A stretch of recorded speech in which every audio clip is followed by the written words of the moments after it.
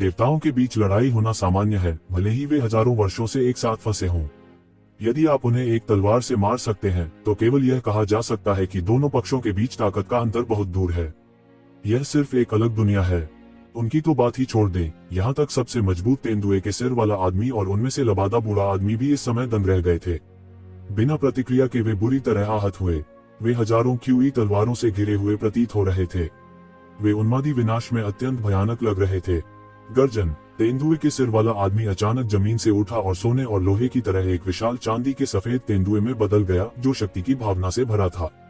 उसने एक कदम में बाहर कदम रखा, आकाश में कदम रखा और जल्दी से यक्षविन को मार डाला। अंत में उसने अद्भुत ऊर्जा उगल दी और एक शक्तिशाली ऊर्जा उन्माद यक्षविन की ओर बढ़ गया। वह अनिच्छुक है और असफल नहीं होना चाहता। यक्षविन बस ठंडेपन से मुस्कुराए। उसके हाथ में एक विशाल तलवार दिखाई दी, जो तलवार पर हावी थी, दुनिया पर हावी। उसके हाथ में प्रमुख तलवार क्यूई सीधे बह गई, अंतहीन आकाश को काट दिया और अचानक चांदी के तेंदुए द्वारा निकाली गई ऊर्जा को टुकड़ों में उड़ा दिया। बदियाकरण कम नहीं हुआ और चांदी के तेंदुए में जमकर विस्फोट किया। बूम! मौके पर ही चांदी का तेंदुआ खून के कोहरे में बदल गया। ऋषि लोक के बाद के चरण में ऋषि लोक के शिखर के असीम रूप से करीब होने की अपनी ताकत के साथ भी वह 2 बार हिट होने का सामना नहीं कर सका। अगर येज़िवेन ने पहले अपना हाथ छोड़ा होता तो इस बार उसने निश्चित रूप से अपना हाथ बिल्कुल नहीं छोड़ा। उसने उसे तलवार से काट डाला और आकाश को तोड़ डाला। सैकड़ों साल पहले वह इस स्तर तक नहीं पहुंच सका और अमरता के दायरे से बंधा हुआ था, लेकिन अब उसकी ताकत यह लंबे समय से इन लोगों से बेहतर रहा है जो इतना दबंग है। आसपास के कुछ कमजोर देवता घुटने टेके बिना नहीं रह सके।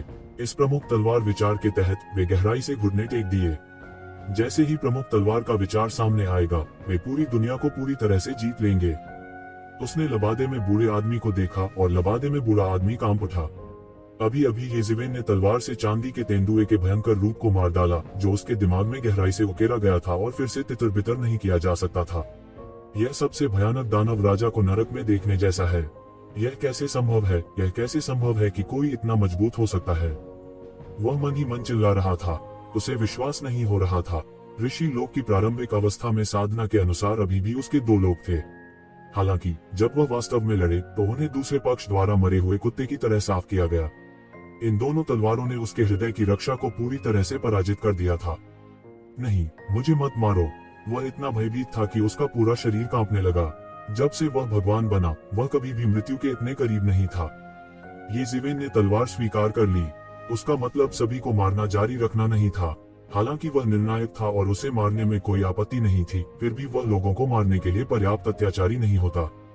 मैं तुम्हें मारना नहीं चाहता। तुम भी मुझे कुछ सवालों के जवाब दे सकते हो। येज़िवेन ने धीरे से कहा। बोलो तो बोलो, बोलो ही बोलो। बिना कहे कुछ न सूझता। लबादे में बूढ़ा आदमी जमीन पर गिरा और जल्दी से बोला।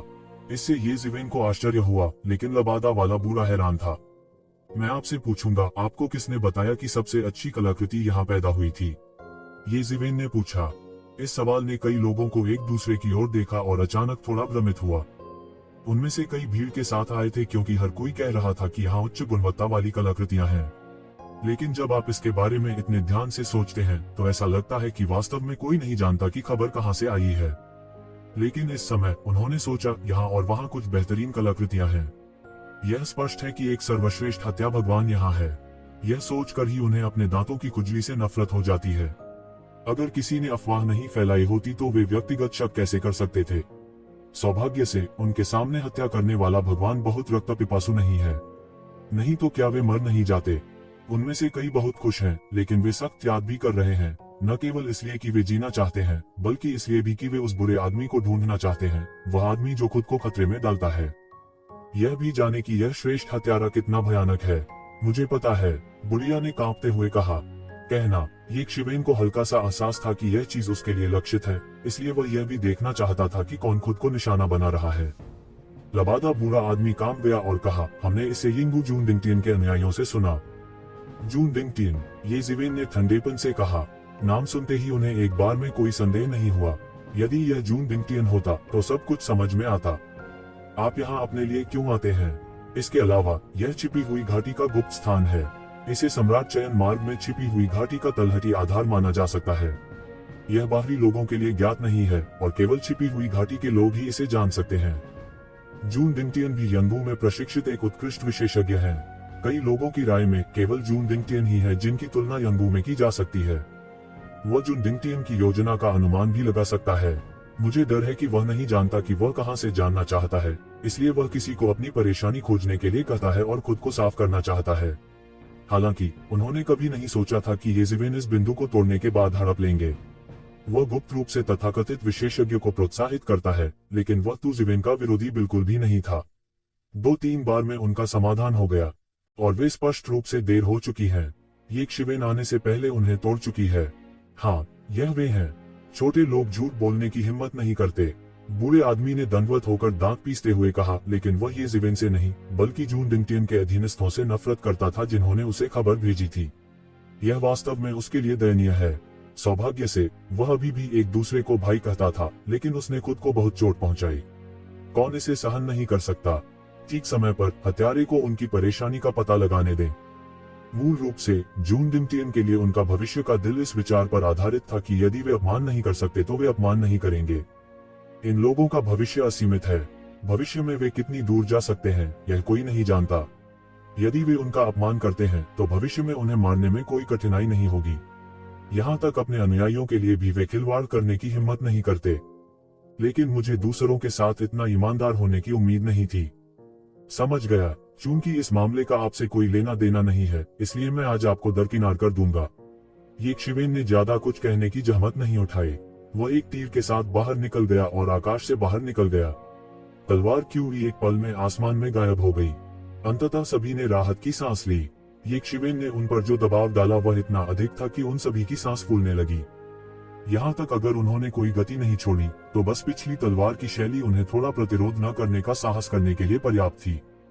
यह आदमी इतना शक्तिशाली है, लेकिन ऋषि लोक के प्रारंभिक चरण में वह वास्तव में ऋषि लोक के बाद के चरणों में विशेषज्ञों को मार सकता है, जैसे कि मुर्गियों और कुत्तों को मारना।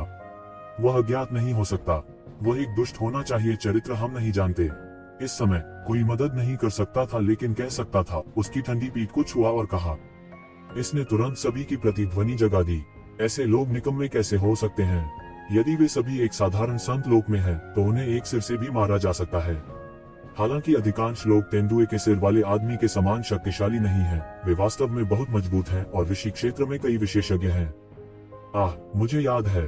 क्या यह येज़िवेन है जिन्हें इस पीढ़ी के पहले विशेषज्ञ के रूप में जाना जाता है, जो सैकड़ों साल पहले गायब हो गए थे? किसी ने अचानक उसके दिमाग से येज़िवेन की याद निकाल दी। सैकड़ों साल पहले येज़िवेन कुछ समय के लिए प्रसिद्ध थे और उनकी पेंटिंग, छाया और ग्राफिक्स भी उनकी प्रतिष्ठा के साथ फैल गए।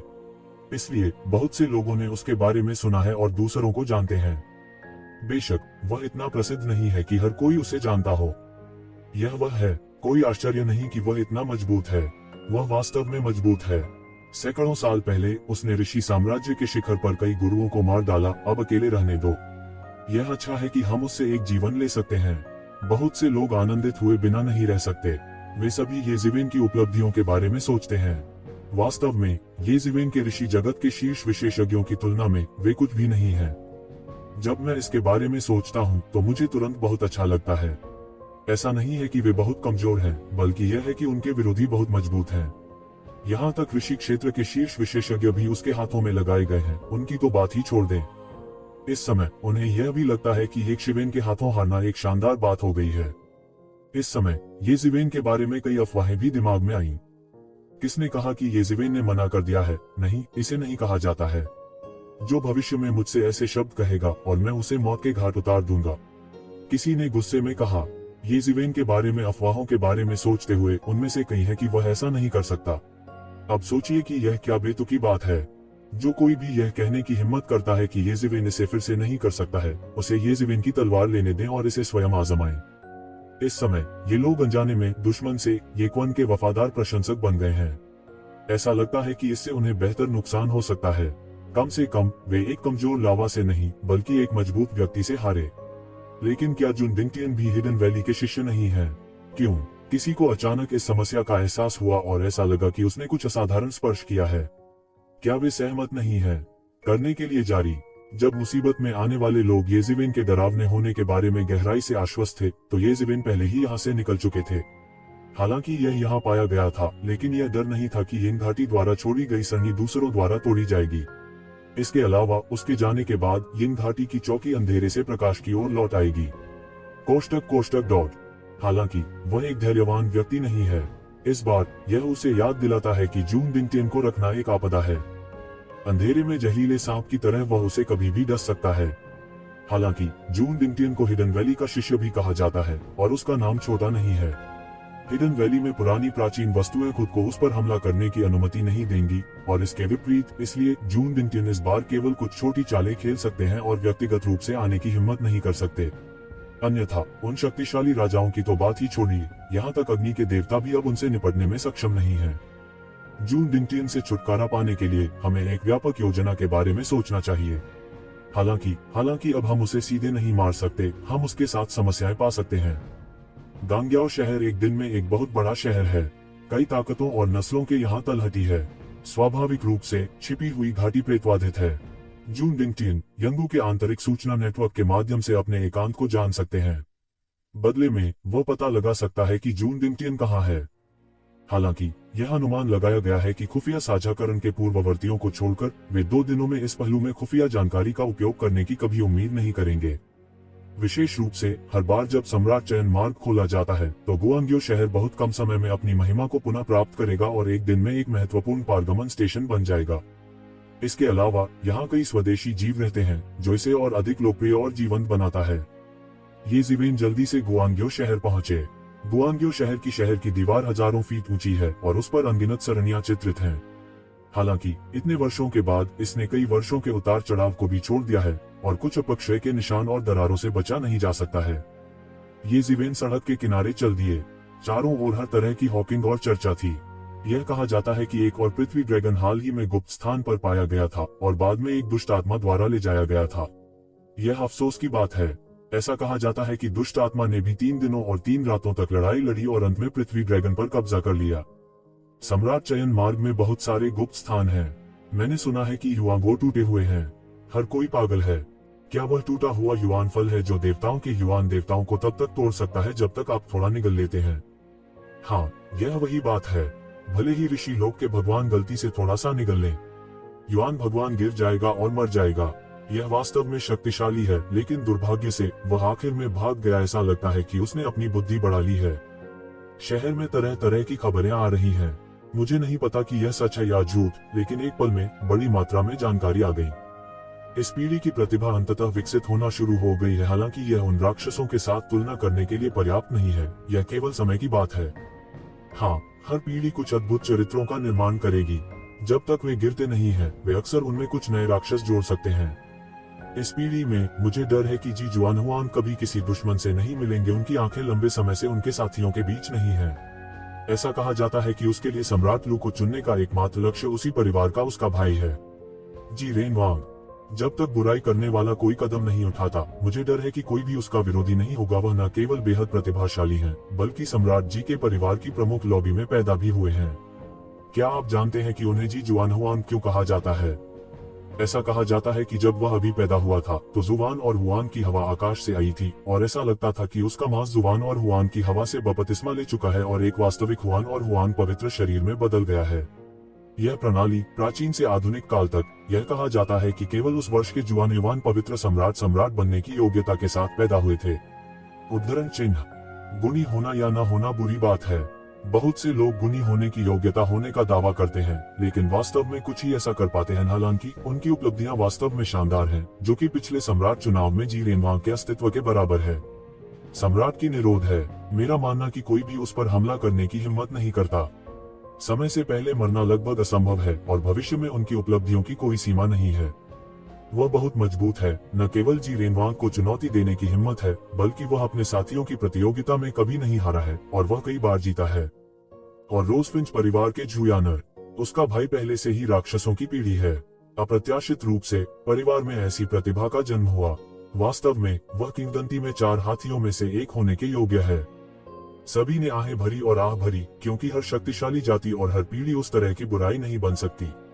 यह भी बहुत सामान्य है कि कई पीढ़ियों से कोई नहीं है। ड्रैगन परिवार का एओ चाओजोंग भी अच्छा है। हालांकि मैंने सुना है कि वह हार गया था। उसने उस समय संतों के दायरे में प्रवेश नहीं किया। अब 1000 साल से अधिक समय बीत चुका है। वह लड़ रहा है और परिणाम अभी भी अज्ञात है। लेकिन आप सभी एक व्यक्ति को याद कर रहे हैं, ये जिवेन जिसने एओ चाओजोंग को हराया। किसी ने नाम लिया और अचानक बहुत से लोग चुप हो गए। कहते नहीं तुम, मैं भी भूल गया। सैकड़ों साल पहले यह असीमित शक्ति वाले इस पीढ़ी के पहले व्यक्ति के रूप में जाना जाता था। एक अफवाह है कि वह मर गया है, अन्यथा सैकड़ों वर्षों तक कोई खबर नहीं होगी। ऐसा नहीं होना चाहिए, नहीं तो लंबे समय से यंगू में खबरें चल रही हैं। वह कहना चाहता है कि इस पीढ़ी का पहला व्यक्ति उसके नाम के योग्य नहीं है, लेकिन यदि वह घट रहा है तो ऐसा नहीं है। अगर वह अब पिछड़ा नहीं है तो उसे इस पीढ़ी के सबसे मजबूत लोगों में से एक होना चाहिए। कम से कम सैकड़ों साल पहले वह वास्तव में अपनी पीढ़ी के पहले व्यक्ति थे। यह सिर्फ इतना है कि पहाड़ में कोई बाघ नहीं है और बंदर को राजा कहा जाता है। कुछ लोग तो जिवेन का तिरस्कार भी करते हैं। ये जिवेन खिताब जीतने के लिए बहुत आलसी है। भले ही मैं सिर्फ कुछ छोटा व्यक्ति हूँ, लेकिन उसने बातचीत से कुछ रहस्य भी सुने। इस समय वे प्राकृतिक सामग्री और पृथ्वी के खजाने जो उनके कौशल को बढ़ाते हैं, अक्सर विशेष रूप से महंगे होते हैं। केवल 1000 वर्षों में इस पीढ़ी के वे प्रतिभाएं उन राक्षसों को पकड़ना चाहती हैं। वे थोड़े समय में ही तेजी से प्रगति कर सकते हैं। इस तरह वे प्राकृतिक सामग्री और पृथ्वी के खजाने जो उनके कौशल को बढ़ाते हैं, विशेष रूप से महंगे हैं। यह कहा जा सकता है कि जब तक कोई तियानकाई और दिबाओ को किलोमीटर की वृद्धि के साथ बेच सकता है, तब तक उन्हें बहुत अधिक रिटर्न मिल सकता है। इसने तियानकाई दिबाओ की बढ़ती कीमत को प्रेरित किया है, जिसने जुआंडी रोड में अपने कौशल में वृद्धि की है। कोई आश्चर्य नहीं कि इन लोगों ने इतनी तेजी से प्रगति की है। वे गुप्त रूप से उन प्राकृतिक सामग्रियों और पृथ्वी के खजाने को खरीदते थे जो उनके कौशल को बढ़ाते थे। ये शिवेन ने कुछ समय के लिए योजना बनाई। हालांकि उसके हाथ में ऐसी प्राकृतिक सामग्री और पृथ्वी के खजाने हैं, लेकिन बहुत सारे नहीं हैं। एक चकमक पत्थर अग्नि अभयारण्य है और सुरही सुनहरी पीठ वाला ड्रैगन काप राजा है। जब उसने इसे वापस खरीदा तो यह विकसित होना शुरू ही हुआ था और अब यह लगभग विकसित हो चुका है। लेकिन बीच में ये जिवेन के अरबों ईश्वरीय स्रोत को निगल लिया है। हालांकि एक शिवेन थोड़ा व्यथित था, उसने भी इसे सहन किया। आखिरकार उस क्षमता की तुलना में कि आखिर में स्वर्ण समर्थित ड्रैगन काप बढ़ सकती है, अरबों ईश्वर का स्रोत कुछ भी नहीं है। हालांकि एक अरब सैन्यवान बहुत सी चीजें खरीद सकता है, लेकिन यह कौशल में प्रत्यक्ष प्रगति नहीं खरीद सकता। ये जिवेन ने किसी से जुंडिंग जीनियस सिटी के गढ़ के बारे में पूछा। सम्राट चयन रोड में सबसे अधिक गढ़ स्वाभाविक रूप से प्रमुख राजा सील संप्रदायों के गढ़ हैं। फिर उन दैत्यों ने भी बहुत से अनुयायियों के साथ अनेक गढ़ स्थापित किए हैं। हालांकि जून डिंगटियन जैसे लोगों के लिए बहुत अधिक गढ़ नहीं है, जो अभी अभी उठे हैं, यानी अधिकतम 1 या 2। गुआंग्यो शहर में उनका गढ़ है। आप उसके गढ़ में क्या कर रहे हैं? क्या तुम उसके लिए वह दिव्य सामग्री नहीं खरीद सकते जो उसके कौशल को बढ़ा सके? उस व्यक्ति ने आश्चर्य से कहा। ये जिवेन ने अपना सिर हिलाया, लेकिन टिप्पणी करने से इनकार कर दिया।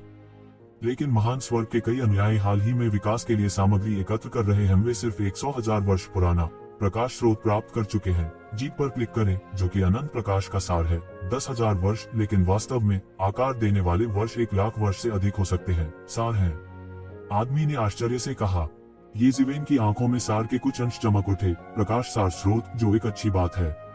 इतने सारे प्राकृतिक सामग्रियों और पृथ्वी के खजाने के बीच इसे सर्वश्रेष्ठ में से एक कहा जा सकता है।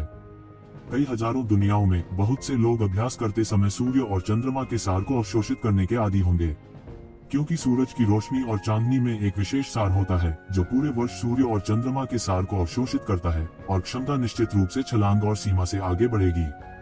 कुछ विशेष मामलों में सूर्य और चंद्रमा का सार, जिसे आकाश और पृथ्वी में बिखेरना चाहिए, जम जाएगा और प्रकाश का स्रोत बन जाएगा। इस तरह का प्रकाश स्रोत बहुत कीमती है, क्योंकि बहुत ही विशेष परिस्थितियों में ही इसे बनाया जा सकता है। भले ही 100 वर्ष ही क्यों न हो, सिर्फ उड़ने वाले देवता होंगे। पिछले वर्ष से अधिक अमर क्षेत्र के विशेषज्ञ भी पूरी तरह से उत्साहित होंगे। कल्पना की जा सकती है कि 10,000 वर्षों से प्रकाश सार स्रोत कितना कीमती होगा। मेरा उनसे पुराना नाता है। आज मैं उससे मिलने आया हूँ। ये जिवेन ने एक ठंडी मुस्कान के साथ कहा। बात बस इतनी है कि 10,000 वर्षों के प्रकाश सार स्रोत को पूरा किया जा सकता है, लेकिन मांगा नहीं गया। मैं बहुत भाग्यशाली हूँ। उस आदमी ने ये शिवेन को अजीब तरह से देखा। भले ही 10,000 वर्षों का प्रकाश सार स्रोत वास्तव में बहुत दुर्लभ हो, लेकिन उससे क्या लेना देना। यहाँ तक अगर यह भाग्यशाली है, तो यह कहा जाना चाहिए कि जून डिंगटियन भाग्यशाली है। इसके अलावा 10,000 साल के प्रकाश सार स्रोत को खरीदने के लिए जुंडिंगटियन ने बहुत पैसा खर्च किया, और बोली ने लोगों को नाराज और जुबान से बांध दिया। हालांकि उसने ये जिवेन को शहर में जुंडिंगटियन के गढ़ की ओर इशारा करने के लिए पर्याप्त दयालुता दिखाई। ये शिवेन के जाते हुए पीछे की ओर देखते हुए उस आदमी को अचानक लगा कि उसके सामने वाला आदमी जाना पहचाना लग रहा था, लेकिन थोड़ी देर के लिए उसे याद नहीं आया कि उसने जून डिंगटियन जैसे जीनियस को कहाँ देखा था। वह अज्ञात नहीं होना चाहिए, लेकिन वह जल्द ही जान गया कि वह आदमी कौन था। करने के लिए जारी PS मासिक टिकट सदस्यता। मैं इन 2 दिनों में थोड़ा कार्विन रहा हूँ।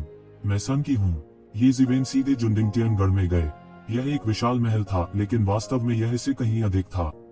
अंदर एक और गुफा थी जो एक शक्तिशाली सरनी द्वारा समर्थित थी, और यहाँ से जुड़ने के लिए एक और छोटी सी जगह खोली। टेक्स्ट रुकना। शून्य से एक मोटी आवाज आई। तू जीवेन ने इसे अनदेखा किया और आगे बढ़ना जारी रखा। क्या आप छिपी हुई घाटी को भड़का रहे हैं? आदमी की आवाज अचानक गरिमापूर्ण हो गई और सभी दिशाओं से एक गति लुढ़क गई। छिपी हुई घाटी को भड़काओ? क्या आपको लगता है कि जून डिंगटियन छिपी हुई घाटी का प्रतिनिधित्व कर सकते हैं? यह वास्तव में मजेदार है। एक उपहास के साथ तुजिवेन उसकी पीठ पर हाथ रखकर अंदर घुसा। इसी दौरान एक युवक निकला। यह वह आदमी था जो पहले बोला था। वह सब ओर से सुनहरा था, मानो कोई मनुष्य सोने से ढला हुआ हो। वह बहुत प्रतिष्ठित लग रहा था। ये जीवेन ने मुक्ति की अपनी आंखें खोली और एक पल में युवक के शरीर के आर पार देखा। उन्हें डर था कि वुजियू और वुजिमो भाइयों के समान वे जन्मजात पत्थर के भ्रूण थे। अद्भुत दिव्य सामग्री से उत्पन्न जीवन को एक बहुत ही अद्भुत जन्म माना जा सकता है। ऐसा लगता है कि वह अच्छा नहीं है। वह एक और पीढ़ी है जो स्वर्ग और पृथ्वी की महानता को नहीं जानती। युवक ठंडेपन से मुस्कुराया और उसका सुनहरा चेहरा मजाक से भरा हुआ था। उन्होंने ऐसे बहुत से लोगों को देखा है। जब से जून डिंगटियन प्रसिद्ध हुए हैं, ऐसे बहुत से लोग हैं जो जून डिंगटियन की जगह लेने के बारे में सोच रहे हैं। वह उन्हें बिल्कुल नहीं गिन सकता। वह नहीं जानता कि कितने लोगों को दबा दिया गया है। वह नहीं जानता कि लोग कितने ऊंचे और उदार हैं। यह वास्तव में उबाऊ है। ये जीवेन ने ठंडेपन से कहा, ऐसा लगता है कि जब आप दुखी होते हैं तो बहुत सारे लोग परेशानी की तलाश में होते हैं। उनका भाग्य बहुत दुखद है। मैंने अकेले कई लोगों को मार डाला है। मैं आपको सलाह देता हूँ, बेहतर होगा कि आप जल्दी निकल जाएं। अन्यथा जब मैं यह करूंगा तो तुम शरीर छोड़ना भी नहीं चाहोगे। युवक ने चेतावनी दी। मैं देखना चाहता हूं कि आपका अंत किस तरह का दुखद अंत हो सकता है। यह सिर्फ इतना है कि मैंने सुना है कि आपने अभी हाल ही में एक प्रकाश सार स्रोत प्राप्त किया है। यह मेरे लिए नियत है। यह मेरी आय होनी चाहिए। ये जीवेन मुस्कुराए और अपने बड़े बड़े सफेद दांत दिखाए। क्या? हा, क्या तुम पागल हो? युवक ने आंखें फैलाकर कहा। उसने उस आदमी को देखा है जो अपनी ताकत को बड़ा चढ़ाकर आंकता है और जून डिंगटियन को चुनौती देना चाहता है, लेकिन उसने कभी किसी पागल आदमी को उसे चुनौती देते नहीं देखा। यह चीज मेरी किस्मत में है। ये शब्द इतने विडंबनापूर्ण कैसे लग सकते हैं? ये जीवेन इसे महसूस कर सकती हैं।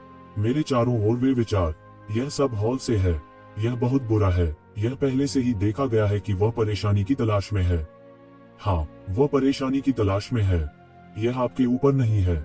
यदि आप अभी चले जाते हैं तो मैं आपकी जान बचा सकता हूँ। ये जीवेन ने शांति से कहा। तुम क्या हो, मेरे सामने ऐसी बात कहने की हिम्मत करते हो? हमारे बड़े बूढ़े रीति रिवाज छोड़ने वाले हैं। उस समय दुनिया में कोई दुश्मन नहीं होगा। तुम्हें दबाना सिर्फ हाथ उठाना है। उस आदमी ने उपहास किया। मुझे लगता है कि तुम वास्तव में अपने दिमाग से बाहर हो, सिर्फ इसलिए कि तुम वयस्कों को देखना चाहते हो। मुझे लगता है कि आप भी इस पीढ़ी के नायक हैं। आपकी पृष्ठभूमि असाधारण है। आप उसके लिए कुत्ता क्यों बने? ये शिवेन ने शांतिपूर्वक जारी रखा। वह देख सकता था कि उसके सामने वाला व्यक्ति जून डिंगटियन के अनुयायियों में से एक होना चाहिए। उसके पास अच्छी योग्यताएं हैं और वह ताजपोशी के दायरे में कदम रखने की उम्मीद करता है। अब उसे जून डिंगटियन द्वारा स्वीकार कर लिया गया है और वह उसका अनुयायी बन गया है, जो दर्शाता है कि इस अवधि के दौरान उसने वास्तव में बहुत अच्छी तरह से विकास किया है। तुम मरना चाहते हो? युवक ने अचानक अपना चेहरा बदल लिया। हालांकि उन्होंने अनुयायी होने का दावा किया था, वे वास्तव में जून डिंगटियन के नौकर बन गए थे। वह स्वेच्छा से जून डिंगटियन का अनुयायी नहीं बना, लेकिन जून डिंगटियन द्वारा पराजित होने के बाद उसे उसका अनुयायी बनना पड़ा। अब ये जीवेन के शब्द उसके दिल में एक निशान को उजागर करने के समान है। उसके पैरों ने अचानक अंतहीन सुनहरी रोशनी बिखेर दी, जो अचानक एक सुनहरे समुद्र में बदल गई, जिसने तुरंत पूरे शहर को झकझोर दिया। प्रमुख बलों के बीच हुए समझौते के अनुसार आमतौर पर शहर के अंदर लड़ाई की अनुमति नहीं है, अन्यथा शहर बहुत पहले ही नष्ट हो गया होता। भले ही अनगिनत सीमाएं व्यवस्थित की गई हो, लेकिन यह देवताओं के स्तर पर ऐसी लड़ाई नहीं खड़ी कर सकता। लेकिन उसके 2 समर्थक थे, यंगू और जून डिंगटियन। उसे तनिक भी संकोच नहीं था। उसने एक पल में गोली मार दी। बस सुनहरी रोशनी टूट गई और आकाश हिल रहा था। उसकी 5 अंगुलियां ब्लेड बन गईं। इस प्रहार में असीम शक्ति, गति और पराक्रम था जो संसार में दुर्लभ था। यह वह फिर से है। यह इस महीने में तीसरी बार है। ऐसे कितने लोग हो सकते हैं जो अच्छा या बुरा नहीं जानते हैं, जो उन प्रसिद्ध लोगों पर कदम रखना चाहते हैं। यह वास्तव में एक बेवकूफ है। वे लोग अनंत प्रतिभा का रास्ता निकालकर सम्राट को चुन सकते हैं। क्या ये सब नकली है और स्पष्ट रूप से नहीं सोचते हैं? यह वास्तव में अवाक है। कुछ लोगों ने यह दृश्य देखा, लेकिन वे हैरान नहीं हुए। ऐसा लगता है कि ऐसा कई बार हो चुका है। हाँ, हालांकि यह सिर्फ जून दिंगटियन का अन्याय है। मुझे डर है कि इसने ताकत के मामले में पुरानी पीढ़ी की कई प्राचीन वस्तुओं को पार कर लिया है। अगर इसे जून दिंगटियन द्वारा स्वीकार नहीं किया जाता है, तो भविष्य में असीमित उपलब्धियां होंगी और राजा के दायरे में कदम रखना असंभव नहीं है। यह हमला वास्तव में भयानक है। ऐसे कई संत नहीं हैं जो इस तरह के हमले का विरोध कर सकें। बहुत से लोगों ने येज़ेबेल के अस्तित्व पर ध्यान दिया और सोचा कि वह परिचित लग रहा है, लेकिन वे वास्तव में कुछ समय के लिए याद नहीं कर सके। वे उनसे अभी कहीं मिले थे। इस झटके ने पूरे गुआंग्यो शहर को अशांत कर दिया, जैसे खिले हुए, सुंदर और चकाचौंध में एक बड़ी आतिशबाजी। सभी की राय में क्या येज़ेबेल इस आघात को सह सकते हैं, यह एक बड़ी समस्या है। हालांकि उन्होंने एक अद्भुत दृश्य देखा। येज़ेबेल ने सिर्फ अपना हाथ उठाया और अपने कौशल को संचालित करने के लिए अपनी कार्रवाई को भी नहीं देखा। प्रकाश की वह अद्भुत सुनहरी किरण उसके हाथ में लगी, पर वह और आगे न बढ़ सका। दुनिया को तबाह करने वाले इस भयानक हमले को उसने आसानी से रोक दिया था, और इस तरह के हमले से उसका शरीर जरा भी हिल नहीं सकता था। यह कैसे संभव है? हर कोई स्तब्ध और पूरी तरह से मूर्ख था। इतना मजबूत अस्तित्व उन्होंने कभी नहीं देखा था। वे हिले भी नहीं और आसानी से इस भयानक प्रहार को रोक दिया। युवक के शिष्य अचानक सिकुड़ गए। वह मूर्ख नहीं था, इसके विपरीत उन्हें तियानजियाओ भी कहा जाता था। उसे अचानक एहसास हुआ कि उसके सामने वाला लड़का वैसे भी आम आदमी नहीं था। उसने अपने सामने वाले को कम आंकने की हिम्मत नहीं की। उसकी आंखों में सुनहरी रोशनी फूट पड़ी, जैसे उसकी आंखों में 2 दिन हो। ब्रश, मुझे नहीं पता कि उसके शरीर के आकार ने कब येज़ेबेल को मार डाला। एक पैर बिजली को चीरने जैसा है, पूरी तरह से आकाश को तोड़ता है और येज़ेबेल के सिर को झाड़ता है। जाहिर है, उनकी बॉक्सिंग और फुट स्किल्स भी काफी मजबूत हैं। टकराना। इस बार येज़ेबेल हिली भी नहीं। उसके सारे हमले येज़ेबेल के शरीर के बाहर एक पैर पर रुक गए, जैसे कि वह एक अदृश्य दीवार द्वारा संरक्षित हो। कैसे संभव है? युवक तुरंत चौंक गया। अगर वह अभी भी पहली बार उसे नीचा दिखा रहा था और अपना सर्वश्रेष्ठ नहीं कर रहा था, तो इस बार उसने स्पष्ट रूप से अपना सर्वश्रेष्ठ किया। लेकिन वह शक्तिशाली क्यूई की रक्षा करने वाले दूसरे पक्ष के शरीर को भी नहीं तोड़ सका। इसका क्या मतलब है? भले ही उसे इसके बारे में सोचने की जरूरत न पड़े, यह भावना उस झटके से भी अधिक मजबूत है जो उसने जून दिंगटियन का सामना करने पर उसे दिया था। यहाँ तक जब उसने जून दिंगटियन का सामना किया, तो उसके पास इतना बड़ा गैप कभी नहीं था। अकेले लड़ने की ताकत नहीं थी। उसके पैर की ताकत एक पल में टूट गई। एक पल में दुनिया छेदों से भरी हुई थी और भयानक ताकत फैल गई, जिससे अंतरिक्ष हवा से उड़ाए गए पानी की सतह की तरह बन गया, जो हिंसक रूप से हिल रहा था। सबने मिलकर रंग बदला। इस तरह के हमले की तीव्रता के साथ मुझे डर है कि उन्हें उनके सिर से बाहर निकाल दिया जाएगा, लेकिन वे शक्तिशाली क्यूई की रक्षा करने वाले इस आदमी के शरीर को तोड़ भी नहीं सकते थे। कितना भयानक अंतराल है। बस काफी है। युवक अभी भी हमले का अगला दौर शुरू करना चाहता था, लेकिन येज़ेबेल उसे यह अवसर कैसे दे सकता था? उसने एक पल में गोली मार दी। उसका बड़ा हाथ अचानक बाहर फेंक दिया। युवक संघर्ष करता रहा और बचना चाहता था, लेकिन ऐसा लगा कि उसे किसी बल द्वारा ठीक किया गया है। वह बिल्कुल नहीं बच सका। उसे इतना कठोर आघात सहना पड़ा। टकराना। उसका पूरा शरीर मानो गिर गया हो। डोरी से निकला तीर हॉल में लगा तो क्षण भर में न जाने कितनी सारणियां धुएं और धूल में बिखर गईं। यह बल बिना किसी वास्तविक युवान के शक्तिशाली और अद्भुत है। युवक के शरीर का ज्यादातर हिस्सा फोटो खिंचवाकर टूट चुका था। खून बहुत फिसलन भरा और भयानक था। इससे पहले वह राजसी रूप नहीं देख सका। लोग चुप थे और पूरा शहर तुरंत शांत हो गया था। सुइयां गिर गईं। येज़ेबेल की भयानक शक्ति से हर कोई हैरान था। हालांकि उनके चेहरे पर अभी भी एक फीकी मुस्कान है, लेकिन सभी की गंभीरता में इस प्रतिनिधित्व का अर्थ बिल्कुल अलग रहा है। पहले इसे स्वर्ग और पृथ्वी की महानता को न जानने वाला कहा जाता था। यह मृत्यु की तलाश में था, लेकिन अब यह पूर्ण आत्मविश्वास का प्रतिनिधित्व करता है। उसके पास इतनी ताकत है और ऐसा आत्मविश्वास होना चाहिए। कई लोगों के दिल में एक सवाल है कि आखिर ये कातिल कौन है? यह हास्यास्पद है। सबसे महत्वपूर्ण बात यह है कि यहाँ जून दिंगटियन के गढ़ को कौन नहीं जानता। वह जून दिंगटियन के दुर्भाग्य को खोजने का साहस करता है। ऐसा नहीं है कि साधारण लोगों में साहस होता है। येज़ेबेल सीधे हॉल में घुसे जैसे उन्होंने युवक को रोते हुए नहीं देखा हो। येज़ेबेल, तुम क्या करना चाहती हो? हॉल से एक बूढ़ी और गुस्से वाली आवाज निकली। पूरा शहर दहल उठा। क्या वह येज़ेबेल है? करने के लिए जारी। क्या वह येज़ेबेल है?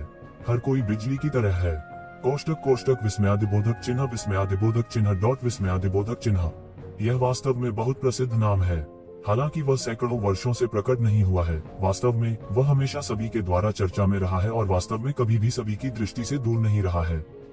इसलिए जब उसका नाम सामने आया तो पहले तो लोग हैरान हुए और फिर अचानक एहसास हुआ, अगर यह वह होता तो शायद वह वास्तव में ऐसा कर सकता था। हालांकि सैकड़ों साल पहले प्रथम विश्व युद्ध केवल एक झलक मात्र था, लेकिन इसने काफी गहरी छाप छोड़ी।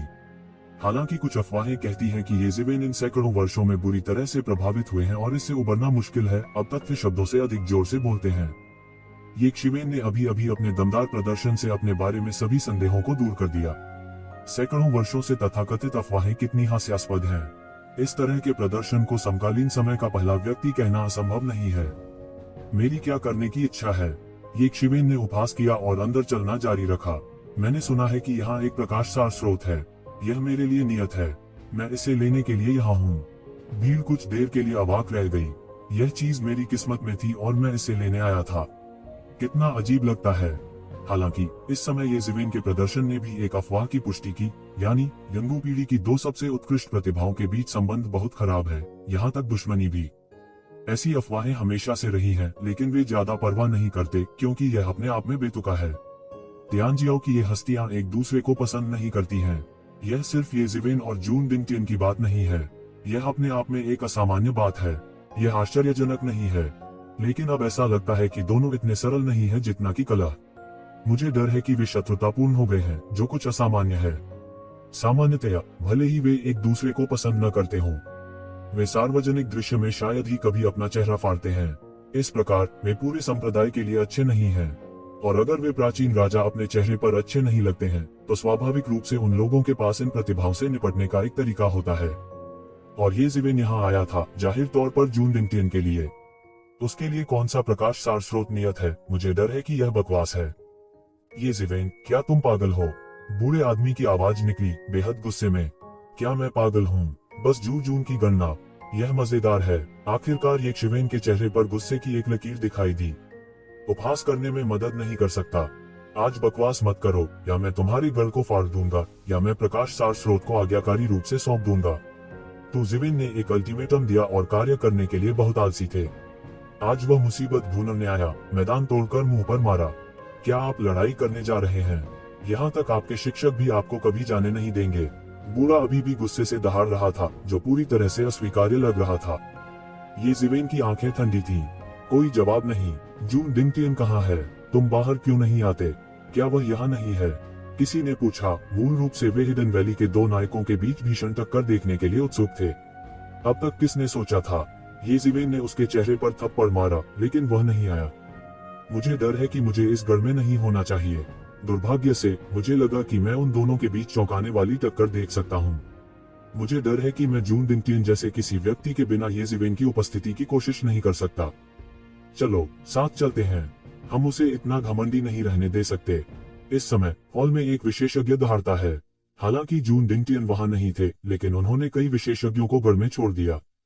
इस समय वे येज़िवेन के पागलपन को बर्दाश्त नहीं कर सकते।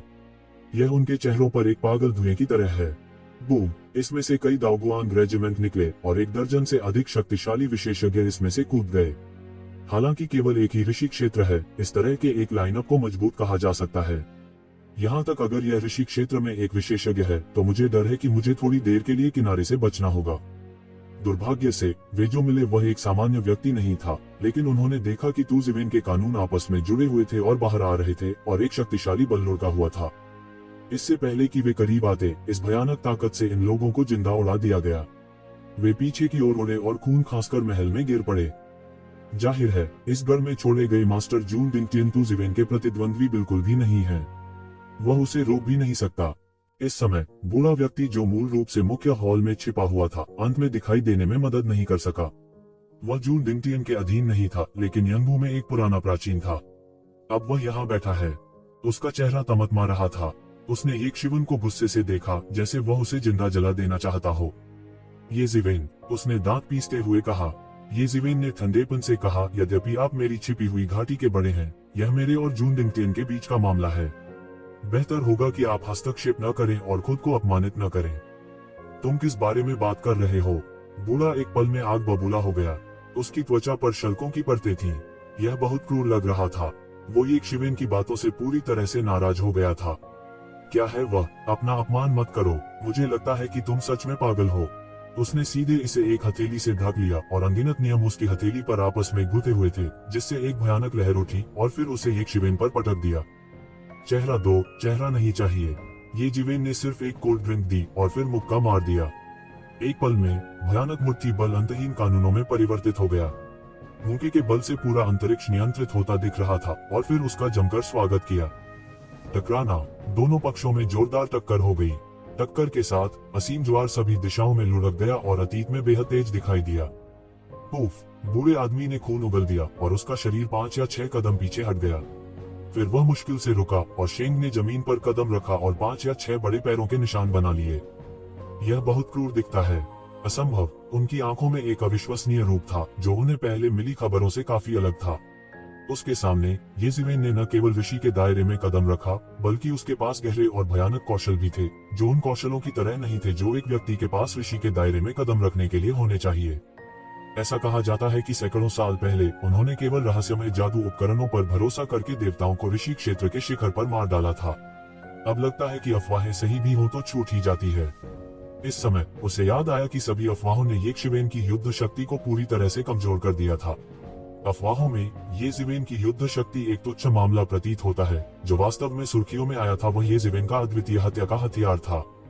बाकी सब कुछ बिल्कुल भी मायने नहीं रखता। यह स्पष्ट नहीं है कि कितने लोग आग में योगदान दे रहे हैं।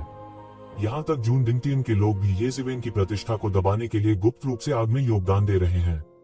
सम्राट के चुनाव का रास्ता शुरू हुए ज्यादा समय नहीं हुआ है। ऐसा ही चलता रहे तो ठीक है। समय के साथ ही वे खुद भी ऐसी अफवाहों पर विश्वास करने लगे जो आज की त्रासदी का कारण बनी।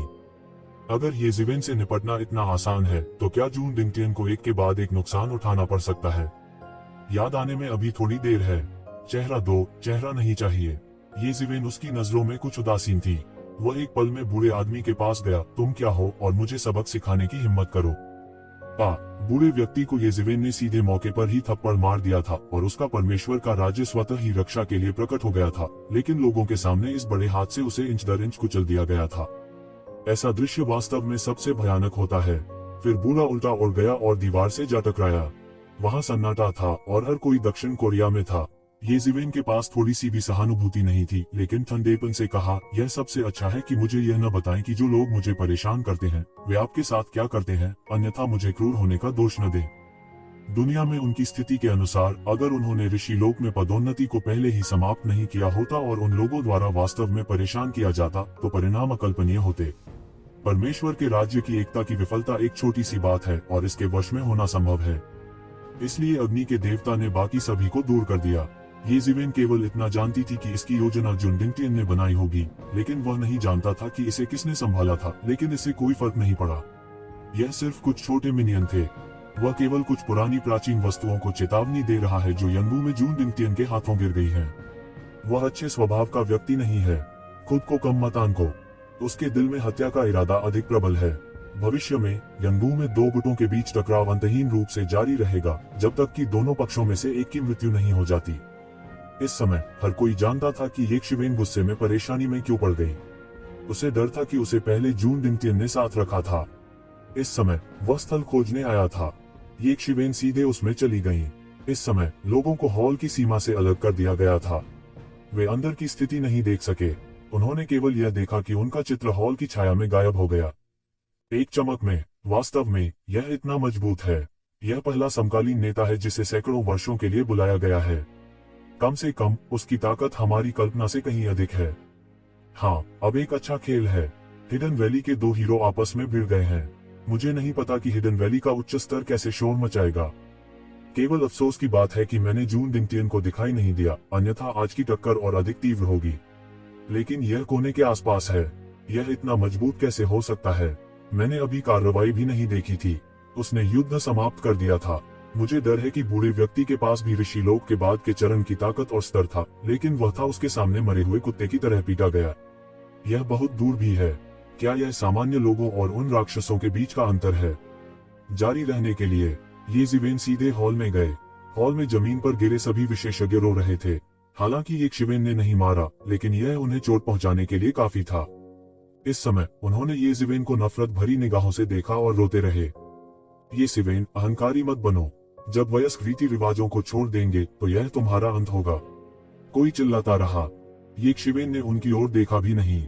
यह सिर्फ हारे हुए लोगों के एक समूह की चाल थी। वह सीधे हॉल की गहराई में गया और खजाना घर खोल दिया। ये जिवेन के सामने अचानक सभी प्रकार की दिव्य सामग्री का खुलासा हो गया। इस अवधि के दौरान जून डिंगटियन और उनके लोगों द्वारा एकत्र की गई ये सभी प्रकार की दिव्य सामग्री हैं, लेकिन ये जिवेन की नजर में गुणवत्ता को केवल सामान्य माना जा सकता है। हो सकता है कि अच्छी दिव्य सामग्री जून डिंगटियन द्वारा ले ली गई हो, लेकिन यह कुछ भी नहीं से बेहतर है। उनके मोटे अनुमान के अनुसार 1 अरब से अधिक दिव्य स्रोत हैं, जिन्हें उस समय सीधे अग्निदेव को बेचा जा सकता था। सबसे आकर्षक में से एक पूरे खजाने के घर के केंद्र में प्रकाश स्रोत है। उज्ज्वल प्रकाश पूरे खजाने के घर को रोशन करता है और एक मजबूत ऊर्जा प्रकाश का उत्सर्जन करता है। यह प्रकाश सार का स्रोत है। तो जिवेन की आंखें उज्ज्वल हैं और प्रकाश स्रोत की अनमोल प्रकृति को कहने की आवश्यकता नहीं है। केवल अत्यंत कठोर परिस्थितियों में ही इन संसारों के सार को बिखराया नहीं जा सकता, बल्कि संरक्षित किया जा सकता है। यदि कोई प्रकाश सार स्रोत इसे निगल लेता है तो वह हवा में से बहुत सारे कौशल जोड़ सकता है। एक सामान्य दैवीय स्रोत के विपरीत यह केवल मन में अधिक से अधिक रूपांतरित हो सकता है, लेकिन वास्तव में अपने कौशल को बढ़ा नहीं सकता है। हालांकि इस बार जून डिंगटियन ने उसे लगभग यिन दे दिया था, लेकिन उसने उससे एक प्रकाश सार स्रोत लूट लिया। मुझे लगता है कि वह पागल होना चाहिए। यह सोचकर ये जिवेन थोड़ा और खुश थी। तो जिवेन ने इसे बड़े हाथ से पकड़ लिया और सीधे पूरे खजाने को लूट लिया। विशेष रूप से उसके द्वारा ग्वांगजिंग युवान पर कब्जा कर लिया गया था। नहीं, आप ऐसा नहीं कर सकते। वयस्क आपको जाने नहीं देंगे। इस समय जून डिंगटियन के अनुयायी कांप रहे थे और दहाड़ रहे थे। क्या तुम मुझे जाने नहीं दोगे? मैं उसे जाने नहीं दूंगा। उसे मेरे पास आने दो, ये शिवेन ने ठंडेपन से कहा। इस समय वह जून डिंगटियन के पास आने के लिए उत्सुक था। जितनी जल्दी इस संकट को मिटा दिया जाए उतना अच्छा है। उसके दिमाग में यह उभर कर आया कि जब उसने पहली बार जून डिंगटियन को देखा, उस समय उसकी आंखों में जून डिंगटियन लगभग अजेय था और वह जीतने के लिए भाग्यशाली था। अब भी उसने सोचा कि वह उस समय वास्तव में भाग्यशाली था। जब तक वह गलत कदम उठाता, वह जून डिंगटियन के हाथों मर जाता। लेकिन अब स्थिति मौलिक रूप से बदल गई है। दुर्भाग्य से गुआंगजिंग युवान के अलावा कुछ भी अच्छा नहीं है। यह बहुत कंजूस है। ये जिवेन ने अपना सिर हिलाया और उदास होकर कहा। जब जून डिंगटियन के उन अनुयायियों ने यह सुना तो उन सभी को एक और पुराने खून जैसा लगा। क्या प्रकाश सार स्रोत होना पर्याप्त नहीं है? और कहो यह बहुत कंजूस है, यह भ्रामक है। ये शिवेन ने भी इसे नहीं देखा। वह मुड़ा और हॉल से बाहर चला गया और लोगों को उससे घृणा करने और अपने दांत पीसने दो। अच्छा कौशल, अफवाह के योग्य ये जिवेन। जैसे ही वह हॉल से बाहर आया, अचानक प्रशंसा की आवाज आई। हालांकि यह चीनी कपड़ों में एक आदमी था जो आगे की ओर टहल रहा था। अपने हाथ में एक तय पंखा पकड़े हुए था, लगातार अपने हाथ पर दस्तक दे रहा था, जो काफी इत्मीनान से लग रहा था। आप कौन है? ये जिवेन ने पूछा। उसने इस व्यक्ति से शत्रुता महसूस नहीं की, लेकिन वह सतर्क था, क्योंकि उसे लगा कि इस व्यक्ति की ताकत गहरी और भयानक, यहाँ तक कि वह भी एक खतरा महसूस कर सकता है, जैसा कि आप कल्पना कर सकते हैं। मैं गु शिंग हूँ। वह आदमी थोड़ा झुककर बोला। क्या आप उस पेंटिंग के संरक्षक शियांग हैं? ये जिवेन को अचानक याद आया कि इन सैकड़ों वर्षों में अनगिनत नायकों का उत्थान और पतन हुआ है। उनमें से जो दुनिया को हिला सकता है और तू जिवेन को याद कर सकता है, निस्संदेह उनमें से सबसे अच्छा है। इस पेंटिंग के मालिक गु शियांग उनमें से एक है और उनका अपना विशेष शीर्षक भी है जो आम लोग नहीं कर सकते। हालांकि ऋषि क्षेत्र के स्वामी को भगवान के रूप में जाना जाता है। वास्तव में जिनके पास अपना विशिष्ट शीर्षक हो सकता है, वे मूल रूप से ऋषि क्षेत्र के शिखर पर अजेय व्यक्ति हैं। हर कोई इसके योग्य नहीं है। एक प्रसिद्ध शीर्षक रखने में सक्षम होना भी इस व्यक्ति की जनता की मान्यता का प्रतिनिधित्व करता है। इन उस्तादों में पेंटिंग ग्राहक शियांग सबसे खास है। वह अपनी कविता और चित्रकला के लिए प्रसिद्ध है, लेकिन उनकी ताकत भी अथाह है। उनकी उत्पत्ति भी रहस्यमय है। ऐसा कहा जाता है कि वह एक प्राचीन संप्रदाय से आता है। वह कन्फ्यूशियवाद के विशेषज्ञ हैं। हालांकि कई कन्फ्यूशियस क्लासिक्स हैं, कुछ उत्तराधिकारी पैदा हुए हैं। हालांकि बहुत से लोग कन्फ्यूशियस क्लासिक्स का अभ्यास करते हैं, वे रूढ़िवादी नहीं हैं। अधिक से अधिक वे केवल कुछ साधना विधियों को ही प्राप्त कर सकते हैं। और गु शियांग के शुद्ध उत्तराधिकारी कोई अवधारणा नहीं है। मुझे उम्मीद नहीं थी कि आप आधुनिक समय के पहले व्यक्ति ने इसके बारे में सुना होगा। गु शिंग ने मुस्कुराते हुए कहा और उसका चेहरा भी थोड़ा रंग गया। यदि केवल सामान्य लोगों ने उसका नाम सुना है तो वह इसे बिल्कुल महसूस नहीं कर सकता है। लेकिन यह व्यक्ति येज़िवेन है, जिसे समकालीन समय में हमेशा प्रथम व्यक्ति कहा जाता है, जो बहुत अलग है। पहला व्यक्ति कौन है? यह केवल कुछ अफवाहें हैं। मुझे डर है कि बहुत से लोग इसका तिरस्कार करेंगे, लेकिन आप पेंटिंग के मालिक का नाम कौन नहीं जानता। येज़िवेन ने शांति से कहा, अफवाहें। मुझे डर है कि जो लोग कहते हैं कि यह सिर्फ अफवाहें हैं, वे ऐसा नहीं सोचेंगे अगर वे अभी दृश्य देखते हैं। गु शियांग ने अपना सिर हिलाया और मुस्कुराते हुए कहा, हालांकि गु प्रतिभाशाली नहीं है, लेकिन हर कोई गु की आंखों में आने के योग्य नहीं है। भाई, ये विनम्र होने की जरूरत नहीं है। हालांकि गु शियांग के शब्द विनम्र हैं, वास्तव में उसका अपना गौरव है। समकालीन समय में निश्चित रूप से कुछ आंकड़े हैं। इन विनम्र शब्दों के बिना मुझे नहीं पता कि भाई गु यहाँ क्यों आए। येज़िवेन ने पूछा। बहुत आसान है, मैं तुम्हारे साथ गठबंधन करना चाहता हूँ। गु शियांग ने फोल्डिंग फैन को धीरे से अपने हाथ की हथेली में थपथपाया और बहुत इत्मीनान से कहा। लेकिन जब उन्होंने यह कहा तो आसपास की जगह विकृत हो गई। हालांकि वे अभी भी जगह में लग रहे थे, वे वास्तव में नहीं जानते थे कि कितनी जगह अलग हो गई थी। जाहिर है, वह भी सुनना नहीं चाहता था। बाहरी लोगों की नजरों में उनका फिगर धुंधला सा हो गया और लिप रीडिंग भी पता नहीं चल पाया कि उन्होंने क्या कहा। बहुत से लोग बेहद उत्सुक हैं। ऐसा क्यों है कि पेंटिंग के संरक्षक शियांग येज़िवेन की तलाश कर रहे हैं? जहां तक मुझे पता है, ऐसा लगता है कि पहले दोनों के बीच कोई चौराहा नहीं था। उन्होंने क्या कहा? येज़िवेन की भौहें तन गईं। उन्होंने आसपास के स्थान की विकृति को भी देखा। यह कोई दुर्घटना नहीं थी। उसने बस इतना कहा, मुझे नहीं पता कि भाई गु ने मुझसे हाथ क्यों मिलाया। क्योंकि हमारे पास एक साथ काम करने की बुनियाद है, यानी हम जून डिंगटियन के साथ डील नहीं करते, क्या हम? गु शिंग ने फीकी मुस्कान के साथ कहा। येज़िवेन अविचलित रहा और उसने कहा, भाई गु को उसके खिलाफ कैसे शिकायत हो सकती है? क्या अजीब है, जून डिंगटियन दबंग है। हर कोई मेरे और उसके बीच के आभार और नाराजगी को जानता है। भाई ये को इसमें संदेह करने की कोई जरूरत नहीं है। आप इसे थोड़ा अन्वेषण करके जान सकते हैं, गु शियांग ने कहा। उसने येज़िवेन की चिंताओं को देखा और डर गया कि यह जून डिंगटियन द्वारा उसे धोखा देने के लिए फंसाया गया एक जाल था। बस इतना ही, मुझे गठबंधन की जरूरत नहीं है। मैं उसे मार डालूंगा, वह बच नहीं सकता। येज़िवेन ने धीरे से कहा कि उसके शब्दों में वह बिल्कुल आश्वस्त था। भले ही उसका विरोधी प्रसिद्ध राजा डिंगटियन था, वह विचलित नहीं हुआ।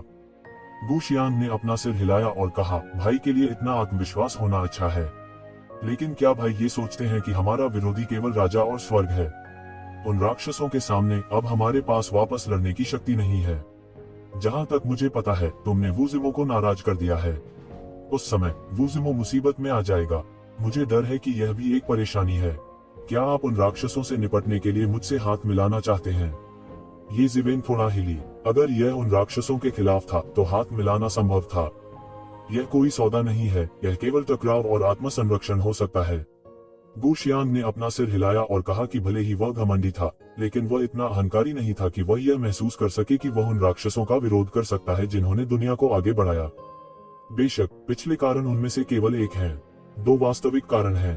पहला, यह इसलिए है क्योंकि आप काफी मजबूत हैं और गु सामान्यता से संबद्ध नहीं है। गु शियांग ने येज़िवेन की ताकत की पुष्टि की। दूसरा, मैं भाई ये के चरित्र पर भरोसा कर सकता हूँ। बिल्कुल पक्का, येज़िवेन ने कुछ हंसी के साथ कहा।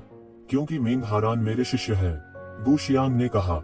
येज़िवेन अचानक समझ गई कि गु शिंग मेंग होरान के गुरु होंगे। मेंग होरान के साथ उनकी पुरानी जान पहचान थी। वे जिद्दी कन्फ्यूशियस विद्वान से बहुत प्रभावित हुए। यह पता चला कि ऐसा भाग्य है।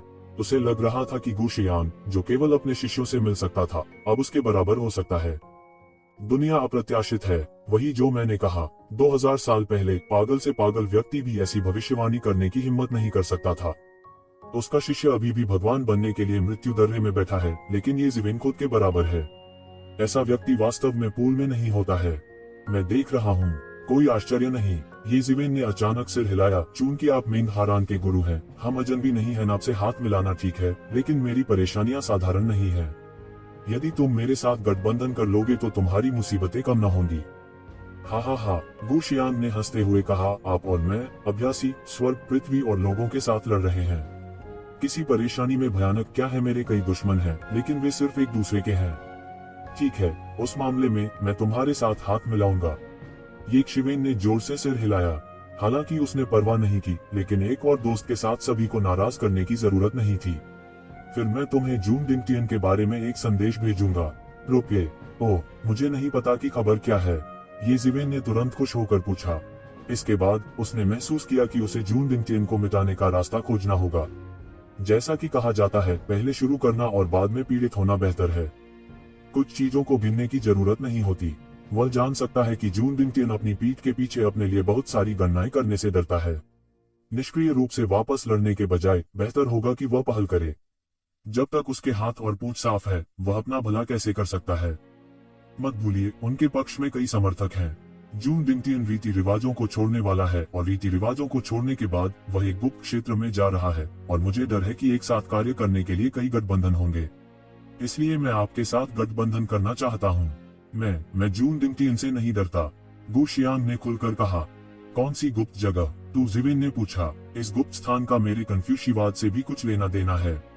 यह वह स्थान है जहाँ मेरे कन्फ्यूशिवाद का एक प्राचीन चित्र गिरा था। मेरे कन्फ्यूशियस अध्ययन के 4 खजानों में से एक भी है। वसंत और शरद ऋतु की कलम भी इसमें गिरी थी। हमने विशेष रूप से किसी से यह गणना करने के लिए कहा था कि गुप्त स्थान हाल ही में खोला गया है। गु शियांग ने इसे नहीं छिपाया।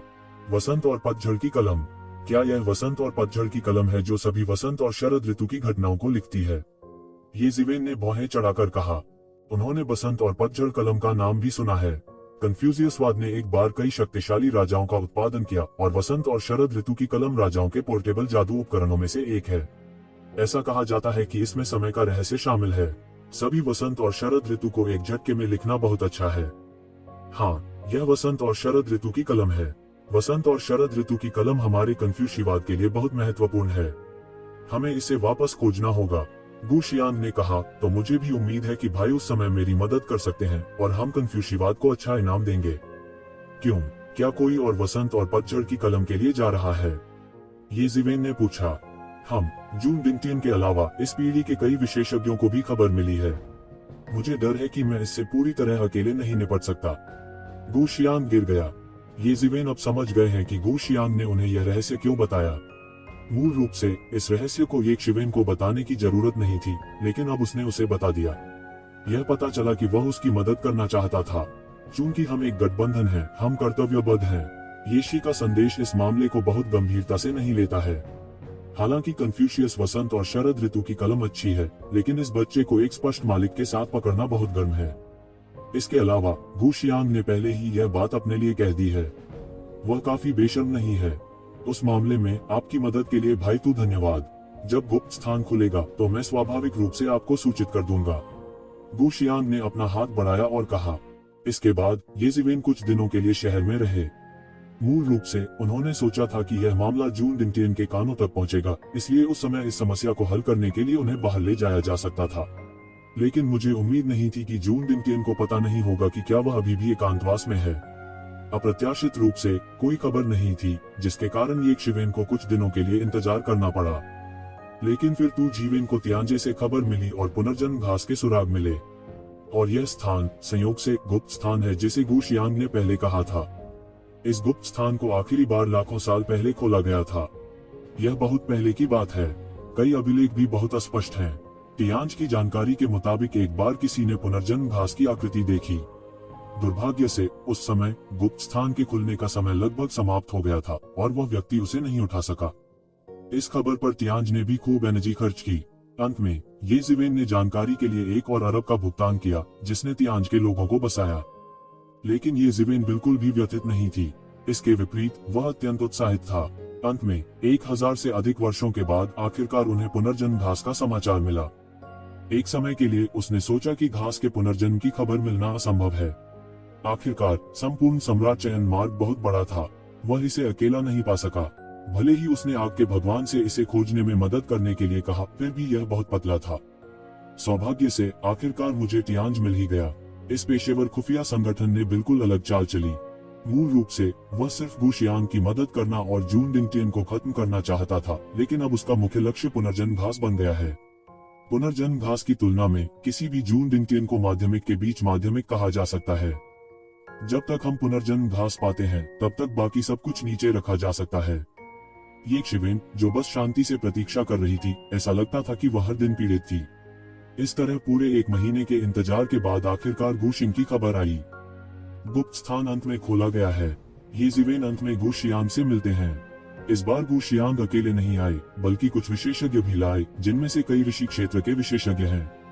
यह कल्पना की जा सकती है कि इस समय कन्फ्यूशियवाद वसंत और शरद ऋतु की कलम को बहुत महत्व देता है, या गु शियांग खुद वसंत और शरद ऋतु की कलम को बहुत महत्व देते हैं।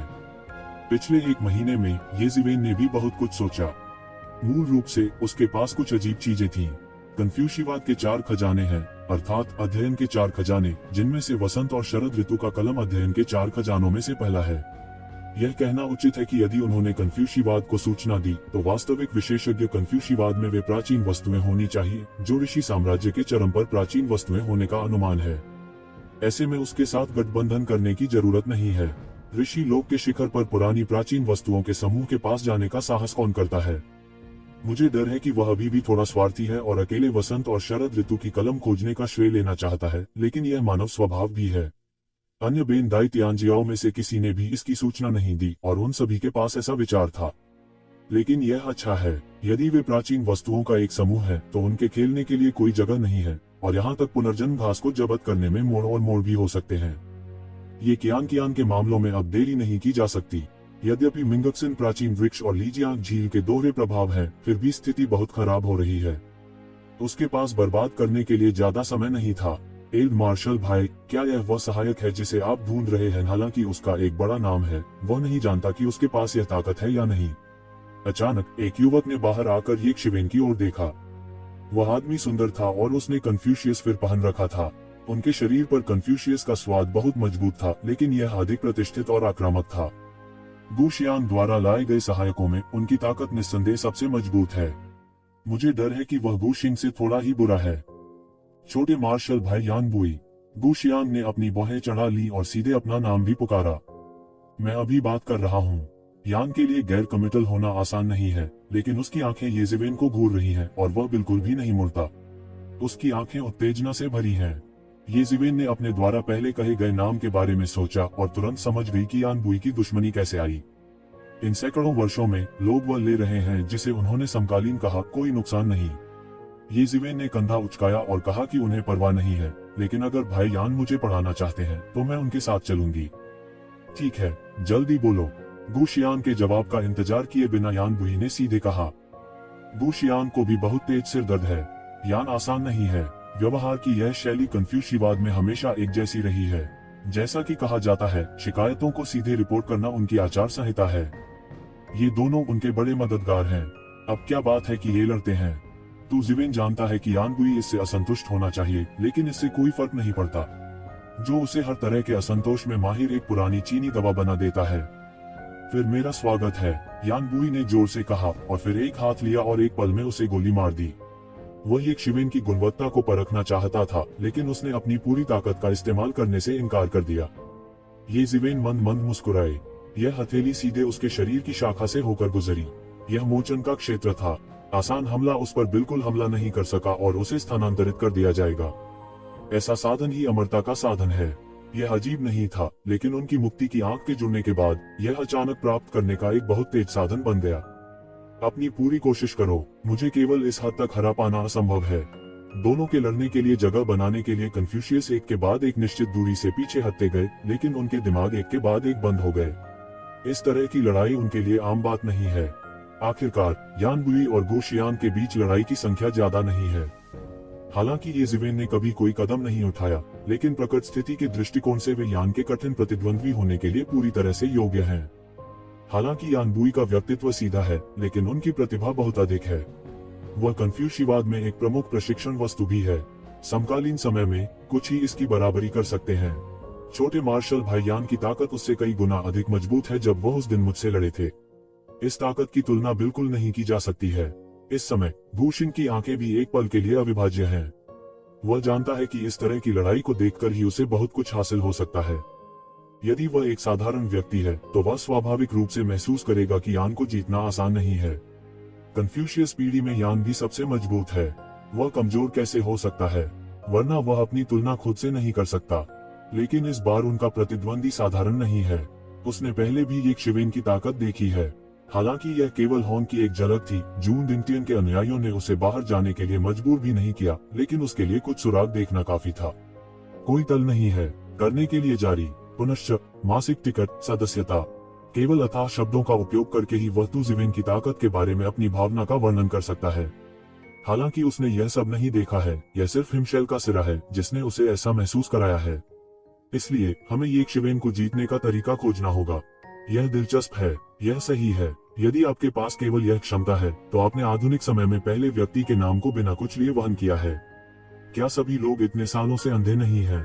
यान बुई हंसा और उसने परवाह नहीं की। वह उड़ गया और अचानक उसके हाथ में तलवार आ गई। एक कन्फ्यूशियवाद का प्रतिनिधित्व करने वाली एक कन्फ्यूशियस तलवार और एक विद्वान की तलवार थी। तलवार पराक्रमी धार्मिकता से भरी हुई थी। उसने सीधे येजिवेन पर वार किया और आकाश को तोड़ दिया, जिसमें दुनिया को विभाजित करने की क्षमता है। येजिवेन अंत में थोड़ी गंभीर थी। उसका शरीर अचानक सीधा हो गया, उसके चेहरे पर एक फीकी मुस्कान दिखाई दी और ईश्वर की सांस लहरों की तरह हलकों में फैल गई। गिरी हुई तलवार क्यूई के येजिवेन के पास आने से पहले होरान धर्मी क्यूई को येजिवेन की सांसों ने तोड़ दिया था और वो येजिवेन के पास बिल्कुल भी नहीं जा सका। उसकी उच्च धार्मिकता येजिवेन को कोई नुकसान नहीं पहुंचा सकती थी। बस येजिवेन की सांस अचानक फूट पड़ी, जैसे कि उसके शरीर में एक भयानक शक्ति जाग गई हो, परत दर परत उठ रही हो, मानो उसने उसके शरीर में किसी प्रकार का निषेध खोल दिया हो जो अचानक बेहद भयानक हो गया। ऐसा लगता है कि ऐसी सांस किसी सीमा को पार कर गई है, जो एक भयानक सांस है जो शायद ही देवताओं के पास हो। यह कैसे हो सकता है? गंध इतनी भयानक कैसे हो सकती है? वह लगभग मेरे जितना ही अच्छा है। वह मुझसे इतना बेहतर कैसे हो सकता है? वास्तव में यहाँ तक कि परमेश्वर के राज्य को भी दबा दिया गया है। भयानक है। एक गुरु ने कहा कि बहुत से लोग महसूस कर सकते हैं कि उनके शरीर में भगवान का राज्य पूरी तरह दबा दिया गया है, जो बहुत ही आश्चर्यजनक है। यहाँ तक गुशियांग ने भी घूर कर देखा। इस बार येजिवेन की ताकत ने वास्तव में कुछ दिखाया। टकराना। यानबुई की शिजी की तलवार ने येजिवेन के शरीर को काट दिया, लेकिन होरान धार्मिकता के आशीर्वाद के बिना येजिवेन के शरीर पर केवल चिंगारी फूट पड़ी, लेकिन ये येजिवेन की रक्षा को तोड़ नहीं सकी। यानबुई को अंततः इस समय येजिवेन की भयावहता का एहसास हुआ, जो अफवाहों से भी बदतर लग रहा था। येजिवेन की विभिन्न अफवाहों के बीच यह है कि कैसे उसने अपने प्रतिद्वंद्वी को अद्वितीय भयंकर तलवार की मदद से हराया, जैसे कि वह अद्वितीय भयंकर तलवार पर भरोसा करके ही सफल हो सकता था। साधारण लोगों को उसकी वास्तविक ताकत का बिल्कुल भी अंदाजा नहीं होता है। इस समय येजिवेन ने कुछ भी नहीं किया, बस एक साधारण पंच और पंच की ताकत के तहत एक विशाल भंवर बन गया। यह भंवर विकसित होकर एक ऐसी दुनिया बन गया है जिसमें धरती, आकाश, समुद्र और यहाँ तक जीव जंतु भी विकसित हो गए हैं। यह एक ऐसी दुनिया है जो एक भयानक कौशल है। 6 संसार बॉक्सिंग। आखिरकार गुशियांग के पास असाधारण ज्ञान है। केवल एक नजर के बाद उन्होंने तुरंत इस भयानक बॉक्सिंग की उत्पत्ति और 6 संसार बॉक्सिंग के बीच मानवीय बॉक्सिंग को देखा।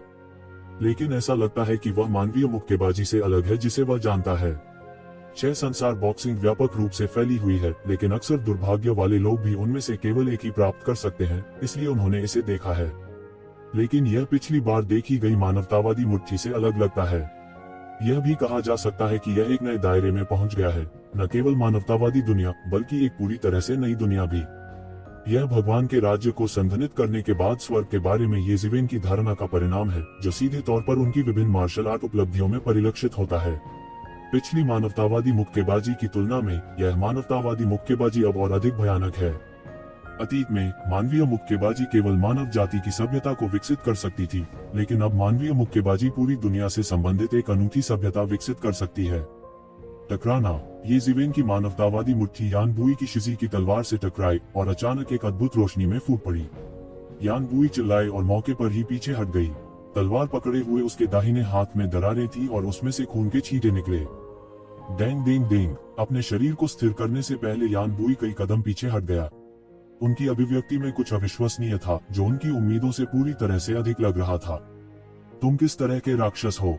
तुम्हारे पास इतनी बड़ी शक्ति कैसे हो सकती है? उसका दाहिना हाथ जोर से कांप रहा था और वह नहीं जानता था कि नीचे टपक रहा है। क्योंकि उसका पूरा हाथ पूरी तरह से सुन्न हो गया था, इसलिए वह टूटे हाथ और खून के छींटे का दर्द महसूस नहीं कर पा रहा था। केवल एक लड़ाई से दोनों पक्षों के बीच की खाई इतनी बड़ी हो गई है कि यान की अभिव्यक्ति को स्वीकार करना मुश्किल है। वह हमेशा सोचता था कि येजिवेन तुमसे बेहतर नहीं है। समकालीन समय में पहले व्यक्ति का तथाकथित नाम बस इतना ही है कि लोग उसे मजे के लिए रखते हैं। वह इसे बिल्कुल गंभीरता से नहीं ले सकता। अब ऐसा लगता है कि वह अभी भी बहुत भोला है। हालांकि बहुत से लोग मिलने के रूप में प्रसिद्ध नहीं हैं, लेकिन उनके सामने तुजिवेन अफवाह से 10 गुना और 100 गुना अधिक भयानक है। यह उनके जीवन में पहली बार था जब एक मौके से उनका पूरा हाथ नष्ट हो गया था। अतीत में उन वरिष्ठ भाइयों की भी उपेक्षा की गई थी, लेकिन उन्होंने वर्षों तक अभ्यास किया था। लेकिन अब वह इस तरह के बहाने से खुद को तसल्ली नहीं दे सकता, क्योंकि ये ज़िवेन के अभ्यास के साल उससे कम है। एक पंच, क्या वह वास्तव में इतना मजबूत है? निश्चित रूप से यह आधुनिक समय में पहला व्यक्ति नहीं है। मुझे डर है कि यह लगभग समान है। कई कन्फ्यूजियसवादी यह कहे बिना नहीं रह सकते कि वे थोड़े स्तब्ध हैं। इन लोगों के दिलों में यान बुई गुशियान से ज्यादा खराब नहीं है। वह दुनिया के शीर्ष पर भी है। मैं सोच भी नहीं सकता कि कोई यान बुई को एक मौके से हरा सकता है। क्या आप प्रतियोगिता जारी रखना चाहते हैं? ये ज़िवेन ने अपनी मुट्ठी बंद कर ली, अपने पूरे शरीर को बंद कर लिया और अचानक एक शांत रूप में बदल गया। उसने सिर्फ यान को देखा। कहना आसान नहीं था, भाई ये की उपलब्धियां शानदार हैं। छोटा मार्शल भाई यान विरोधी नहीं है। इस प्रतियोगिता को जारी रखने की कोई आवश्यकता नहीं है, गु शिंग ने कहा। उसने देखा है कि यान बुई ये ज़िवेन का विरोधी बिल्कुल भी नहीं है। अगर वह इसी तरह प्रतिस्पर्धा करना जारी रखता है तो कन्फ्यूशिवाद का चेहरा खो जाएगा। नहीं, मैं अभी पूरी तरह से नहीं हारी हूँ। ये ज़िवेन, जब तक तुम मुझसे एक और कदम उठाते हो, मैं हार मान लूंगा और स्वीकार करूंगा कि तुम दुनिया में वास्तव में अद्वितीय हो। जलता हुआ यान को आसान नहीं देखकर गु शियांग शर्मिंदा था। वह जानता था कि हॉट चरित्र वाला छोटा मार्शल भाई कितना जिद्दी था। उन्होंने कभी हारने से इनकार नहीं किया। वह उसे यह कहने दे सकता था कि वह समकालीन युग का पहला व्यक्ति था। यह कल्पना की जा सकती है कि यह पंच उसके दिल में कितना हैरान कर देने वाला था, जितना उसने सतह पर दिखाया उससे कहीं अधिक।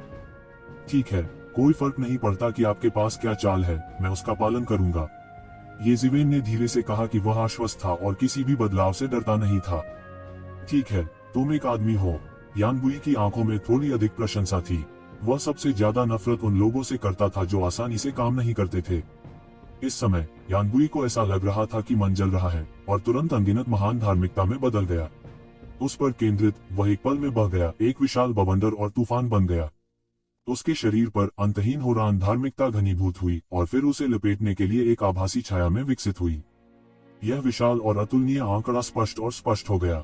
यह एक कन्फ्यूशियस निकला जो अपना चेहरा स्पष्ट रूप से नहीं देख सकता था, लेकिन यह किसी की आभासी छाया नहीं थी, बल्कि वर्षों से कन्फ्यूशिवाद के लाखों करोड़ों शिष्यों का विचार था। ऐसा लगता था कि जैसे ही यह दिखाई दिया, इसने एक भयानक क्यूई का गठन किया और ये ज़िवेन से लुढ़क गया। बूम! ये ज़िवेन की भौहें थोड़ी टेढ़ी हो गईं और उसके कब्धों ने शिकार की आवाज की। इस भयानक हारान धार्मिकता के अभिशाप के तहत वह कांपता रहा। ये ज़िवेन, इसे देखो। हालांकि मैं आपके जितना अच्छा नहीं हूँ, लेकिन ऐसा नहीं है कि मेरी कन्फ्यूशियस मार्शल आर्ट पर्याप्त व्यापक और गहरी नहीं है। यह सिर्फ इतना है कि मैंने जो सीखा है उसमें अच्छा नहीं हूँ। इस चाल को होरान तलवार कहा जाता है। यह सर्वोच्च और अद्वितीय कौशल है जिसे मैं समझता हूँ। यान आकाश में आसान नहीं है और उसकी आवाज गरिमा से भरी है। इस वक्त वह अकेले नहीं लड़ रहे हैं। वह अनगिनत कन्फ्यूशियस बच्चों के विचारों का अवतार है। उसके हाथ में एक तलवार दिखाई दी, चमकीली चमक, करोड़ों मिली प्रकाश प्रस्फुटित हुआ, एक शक्तिशाली तूफान बना। बूम! अचानक आभासी छाया के हाथ में तलवार अचानक नीचे गिर गई और भयानक ब्लेड ने आकाश को धो डाला। आकाश में एक दरार को फाड़ दिया और एक ज़िवेन की ओर फैल गया। इस तलवार में तारों को निगलने की गति है। हवा और बादल अमर महिमा के साथ अचानक उठते हैं, मानो वे इस दुनिया और ब्रह्मांड को पार करना चाहते हैं। ये ज़िवेन गंभीर होने से खुद को रोक नहीं सकती थी। अचानक अनगिनत प्रभावी तलवारें उस पर फूट पड़ी। यह उनके द्वारा सीखा गया सर्वोच्च अद्वितीय कैंडो कौशल है। उसके पीछे एक विशाल आभासी छाया भी एक पल में बन गई। हालांकि वह केवल एक व्यक्ति है, वह कन्फ्यूशिवाद और ताओवाद की आभासी छाया का मुकाबला कर सकता है, जो अनगिनत कन्फ्यूशियस बच्चों के विचारों से संघनित है।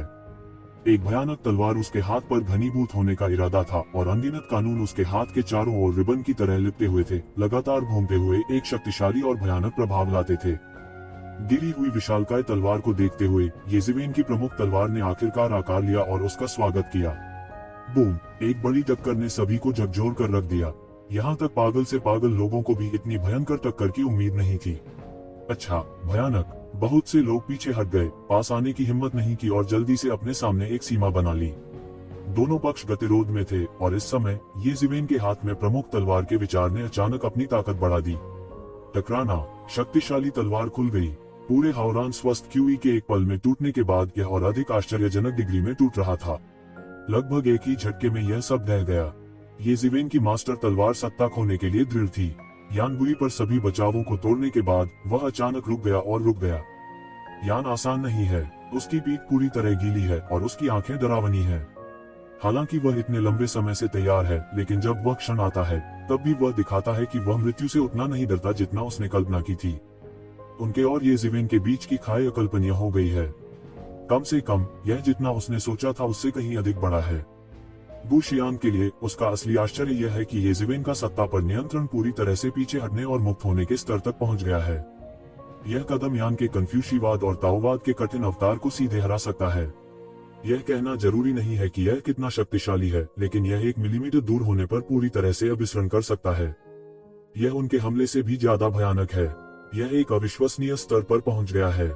इससे भी महत्वपूर्ण बात यह है कि वह केवल परमेश्वर के राज्य को इकट्ठा कर रहा है और उसकी भविष्य की उपलब्धियां असीमित हैं। उसे अपने शरीर के टुकड़े का अध्ययन करने का भी आवेग है। वे सभी हैरान हैं, गैप इतना बड़ा क्यों है? कन्फ्यूशिवाद आखिरकार मानव जाति द्वारा विकसित एक कन्फ्यूशियस परंपरा है। यद्यपि सभी जातीय समूहों के कई महान कन्फ्यूशियस स्वामी हैं जो कन्फ्यूशिवाद से गहराई से प्रभावित हैं, उनमें से अधिकांश मानव जाति पर आधारित हैं। यह मूलभूत कारणों में से एक है कि क्यों येज़िवेन वू शियान के साथ सहयोग कर सकती है। इस समय वही दौड़ स्वाभाविक रूप से दूसरों की तुलना में बहुत करीब है।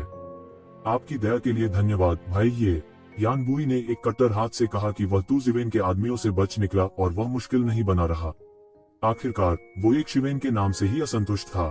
अब येज़िवेन ने उससे कहीं अधिक ताकत दिखाई। हालांकि वह नहीं जानता था कि वह दुनिया में पहला था या नहीं, लेकिन इसमें कोई शक नहीं है कि वह उनसे ऊपर है। इसके अलावा वह सीधा और सीधा है। हालांकि वह गर्म है, वह ऐसा व्यक्ति नहीं है जो अच्छे या बुरे को जानता हो। वू शियान मदद नहीं कर सकता था, लेकिन राहत की सांस ली जब उसने देखा कि 2 लोग अच्छे होने पर हार मान लेंगे। अगर दोनों लड़ते रहे तो ऐसा करना उनके लिए बहुत मुश्किल होगा। आपको एक साधारण लड़ाई में जीवन और मृत्यु का सामना नहीं करना पड़ेगा। ये शिवेन मुस्कुराई और ज्यादा कुछ नहीं बोली। वास्तव में उसके लिए चक्की का पत्थर बनना आसान नहीं है। यान बुई की ताकत को दुनिया के विशेषज्ञों में प्रथम श्रेणी का कहा जा सकता है। हालांकि वू शियान की तुलना में अभी भी कुछ अंतर है। उन्होंने भी लगातार प्रथम श्रेणी के रैंक में कदम रखा है, इसलिए वे समकालीन विशेषज्ञों की ताकत के बारे में जानते हैं। बस उन्हें जो चाहिए वो ले लो। उस मामले में चलो समय बर्बाद मत करो, जल्दी जाओ। हालांकि हमने पहले ही गणना कर ली है कि वसंत और शरद ऋतु की कलम उसमें पैदा होगी। हमें अभी भी इसे खोजने की जरूरत है, जिसमें समय भी लगता है। वू शियान ने एक निर्णय लिया और कहा, भाई गो, मुझे तुमसे एक और बात करनी है। येज़िवेन ने कहा। वू शियान ने निमंत्रण का इशारा किया और कहा, भाई तू कृपया। मैं यही आशा करता हूँ। मैं आपसे कुछ समय के लिए अलग हो सकता हूँ। आप बसंत और शरद ऋतु की कलम की तलाश कर रहे हैं, और मेरे पास भी एक चीज है। मैं तब तक शामिल नहीं होऊंगा जब तक आप वसंत और शरद ऋतु की कलम नहीं ढूंढ लेते। हालांकि यदि आप वसंत और शरद ऋतु की कलम पाते हैं तो मुझे पहली बार सूचित करें। मैं जितनी जल्दी हो सके जाऊंगा, येज़िवेन ने कहा। वू शियान की भौहें तनी थीं। अभी अभी येज़िवेन ने अद्भुत ताकत दिखाई, जिससे वह येज़िवेन की ताकत का उपयोग करने के लिए और अधिक उत्सुक हो गया। हालांकि चूंकि येज़िवेन ने यह अनुरोध किया है, इसलिए वह मानवीय भावनाओं के करीब नहीं है। आप इसकी मदद नहीं कर सकते। उस समय भाई तुम खुद ही चले जाओगे, लेकिन अगर हमें चुनकियुपेन का ठिकाना मिल जाए तो मुझे उम्मीद है कि भाई तुम पहली बार आ सकते हो। यह स्वाभाविक है, येज़िवेन ने कहा। बिना किसी हिचकिचाहट के वे गुप्त स्थान पर पहुंचे। दूर से ही वे देख सकते थे कि शून्य में एक बड़ा सा छेद दिखाई दे रहा था। इसे देखते हुए यह बहुत ही खूंखार था, जैसे कि यह सब कुछ निगलने जा रहा हो। आकाश में, पूरे आकाश में देवता चमक रहे हैं, जो स्पष्ट रूप से कुछ समय के लिए खुले हुए हैं। ये देवता इतने वर्षों से सम्राट चयन मार्ग से परिचित हैं। भीड़ सीधे एक छोर से दौड़ पड़ी। प्रवेश करने के ठीक बाद तू ज़िवेन अभी भी परिधीय क्षेत्र में था। येज़िवेन और कन्फ्यूशियस लोग अलग नहीं हुए थे।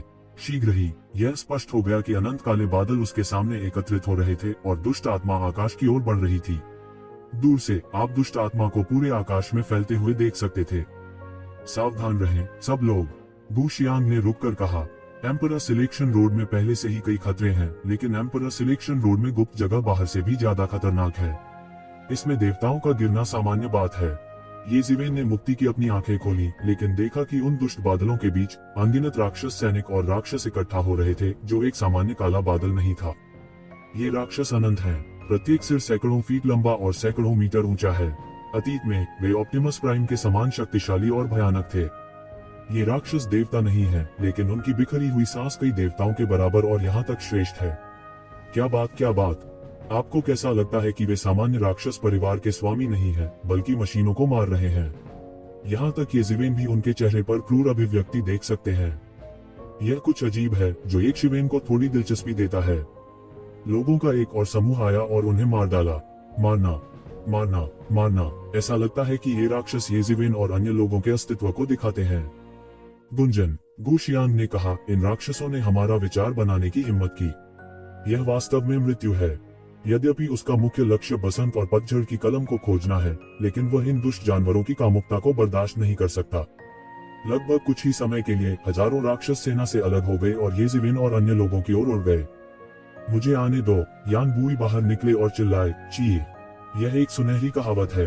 कन्फ्यूशियवाद की सबसे गहरी अलौकिक शक्तियों में से एक उसकी उच्च धार्मिकता के साथ संयुक्त इन अंधेरे राक्षसों की सबसे बड़ी दास्ता है। उनके सामने दौड़ रहे सैकड़ों दैत्य रक्त की बौछार करने लगे। तब यान बुई के हाथ में एक पेन था। इस कलम ने खून की बारिश को मौके पर ही सोख लिया और रोशनी और भी तेज थी। यह वसंत और शरद ऋतु का ब्रश भी है। वास्तव में कन्फ्यूशियवाद के स्वामी और साधना के जादुई उपकरण अध्ययन के 4 खजानों की दिशा से ज्यादा कुछ नहीं है। उनमें से बहुत से लोग एक ही समय में वसंत और शरद ऋतु ब्रश का अभ्यास करते हैं, लेकिन कुछ असली वसंत और शरद ऋतु ब्रश की शक्ति प्राप्त कर सकते हैं, लेकिन यह भी काफी अच्छा है। इस बिंदु पर कन्फ्यूशियवाद के सभी बच्चे और सभी बच्चे कन्फ्यूशियवाद के समकालीन शिष्यों के अभिजात वर्ग में हैं। अन्यथा वे इंपीरियल रोड में परीक्षण करने का साहस नहीं करते हैं। हालांकि ये शिवेन से भी बदतर है, लेकिन एक बहुत ही साधारण भगवान भी है जो 1 लाख वर्षों के कन्फ्यूशियवाद का सार है। जब आप एक चाल चलते हैं तो यह पूरे आकाश में होरान धार्मिकता है। होरान धार्मिकता के तहत ये दुष्ट आत्माएं विरोधी की हार नहीं है। हजारों राक्षसों को इन कन्फ्यूशियस बालकों ने पराजित किया। तब गु शियांग युद्ध में शामिल हुए। उनका जादुई हथियार वसंत और पतझड़ कलम भी था। उन्होंने हवा में विस्फोटक शब्द लिखे। इन राक्षसों ने मौके पर ही विस्फोट कर दिया, जैसे कि वे किसी कानून की शक्ति से तबाह हो गए हों, और वे विस्फोट हो गए और मृत्यु से चिपक गए। ये जिवेन जल्द ही उनके साथ हो गईं। इन कन्फ्यूशियस बच्चों की तुलना में ये जिवेन की तकनीक अधिक क्रूर है।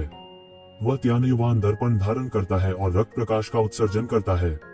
जहां वह गुजरता है, सैकड़ों राक्षस लुप्त हो जाते हैं और रक्त प्रकाश में बदल जाते हैं, जिसे त्यानयुवान दर्पण द्वारा अवशोषित कर लिया जाता है। हालांकि ये राक्षस देवता नहीं है, उनके पास मजबूत क्यूई और रक्त है, देवताओं से कम नहीं है, और त्यानयुवान दर्पण द्वारा निगल लिया गया है। वह यह भी महसूस कर सकता है कि त्यानयुवान दर्पण मजबूत और मजबूत होता जा रहा है।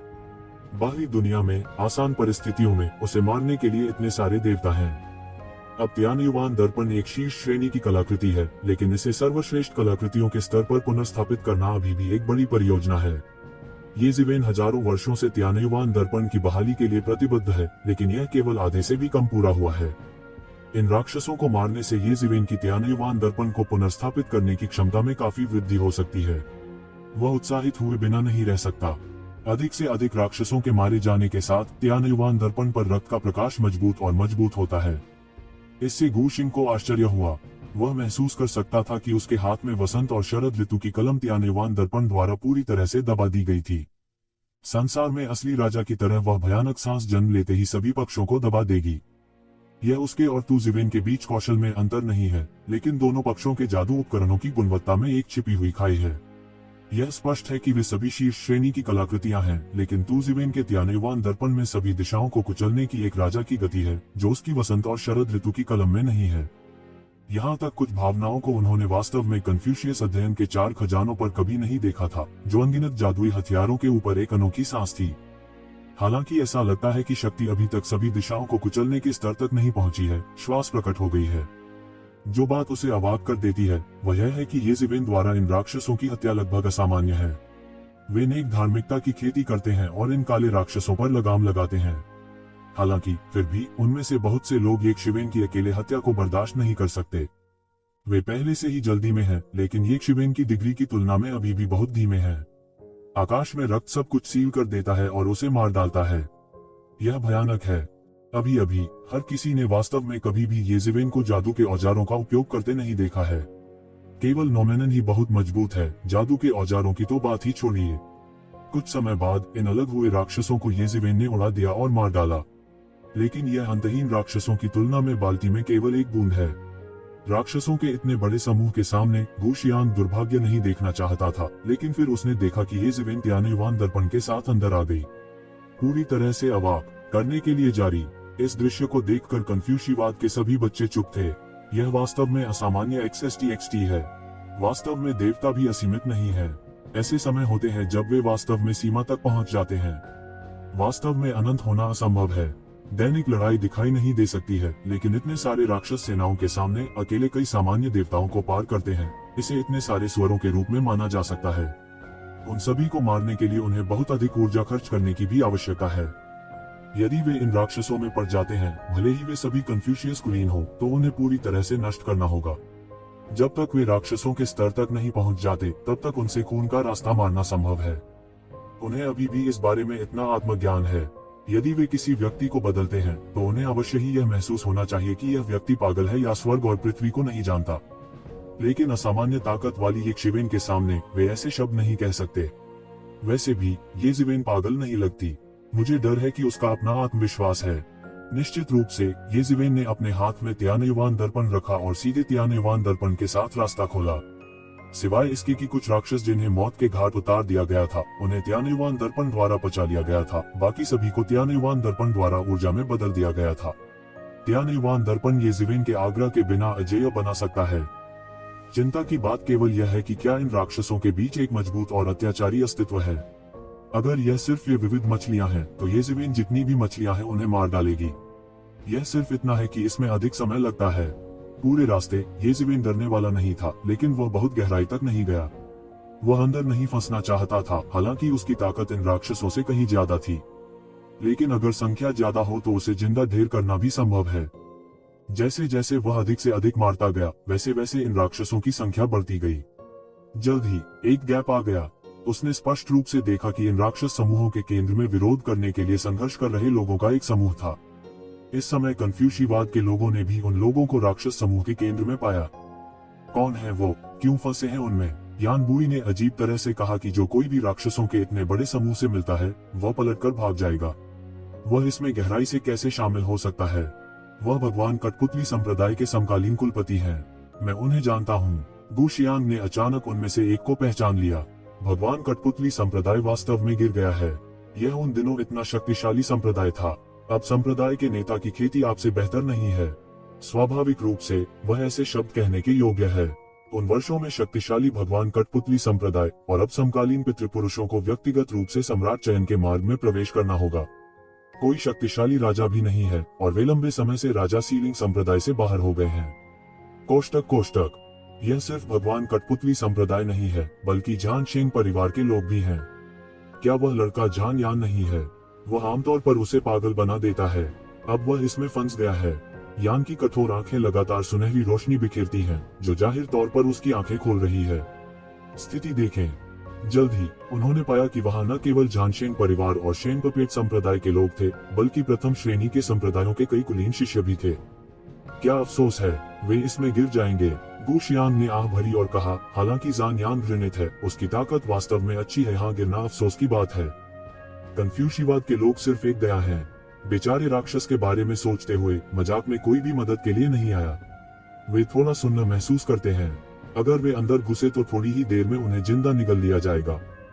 हालांकि एक शिवेन मार रहा था, उसने हमेशा प्रवेश द्वार पर स्थिति पर ध्यान दिया। जब उन्होंने भगवान कठपुतली संप्रदाय शब्द सुना तो उनका दिल अचानक हिल गया। वह वास्तव में इन मामलों में दखल देने नहीं जा रहा था, लेकिन अगर दूसरा पक्ष भगवान की कठपुतली पोप होता तो यह अलग होता। इसके बारे में बोलते हुए वह अभी भी भगवान कठपुतली पोप का बड़ा एहसानमंद था। यह कहने की आवश्यकता नहीं है कि झाओ तियानकुन की 2 कठपुतलियां कितनी कीमती हैं। बदला और कृतज्ञता उसके नियम हैं। भाई, जल्दी से बाहर निकलो। जब ये राक्षस इन लोगों को मारेंगे तो वे मेरी प्रतीक्षा करेंगे। गु शियांग ने उपदेश दिया। मुझे इसका ख्याल रखना है। भगवान कठपुतली संप्रदाय में बुजुर्ग हैं जो मेरे प्रति दयालु हैं। मैं दूसरों को अनदेखा कर सकता हूँ, लेकिन मुझे भगवान कठपुतली संप्रदाय के लोगों को बचाना है। ये शिवेन ने शांति से कहा।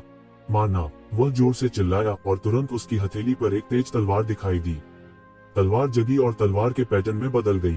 अनगिनत तलवार नियम ताबीज में बदलकर फांसी पर लटक गए।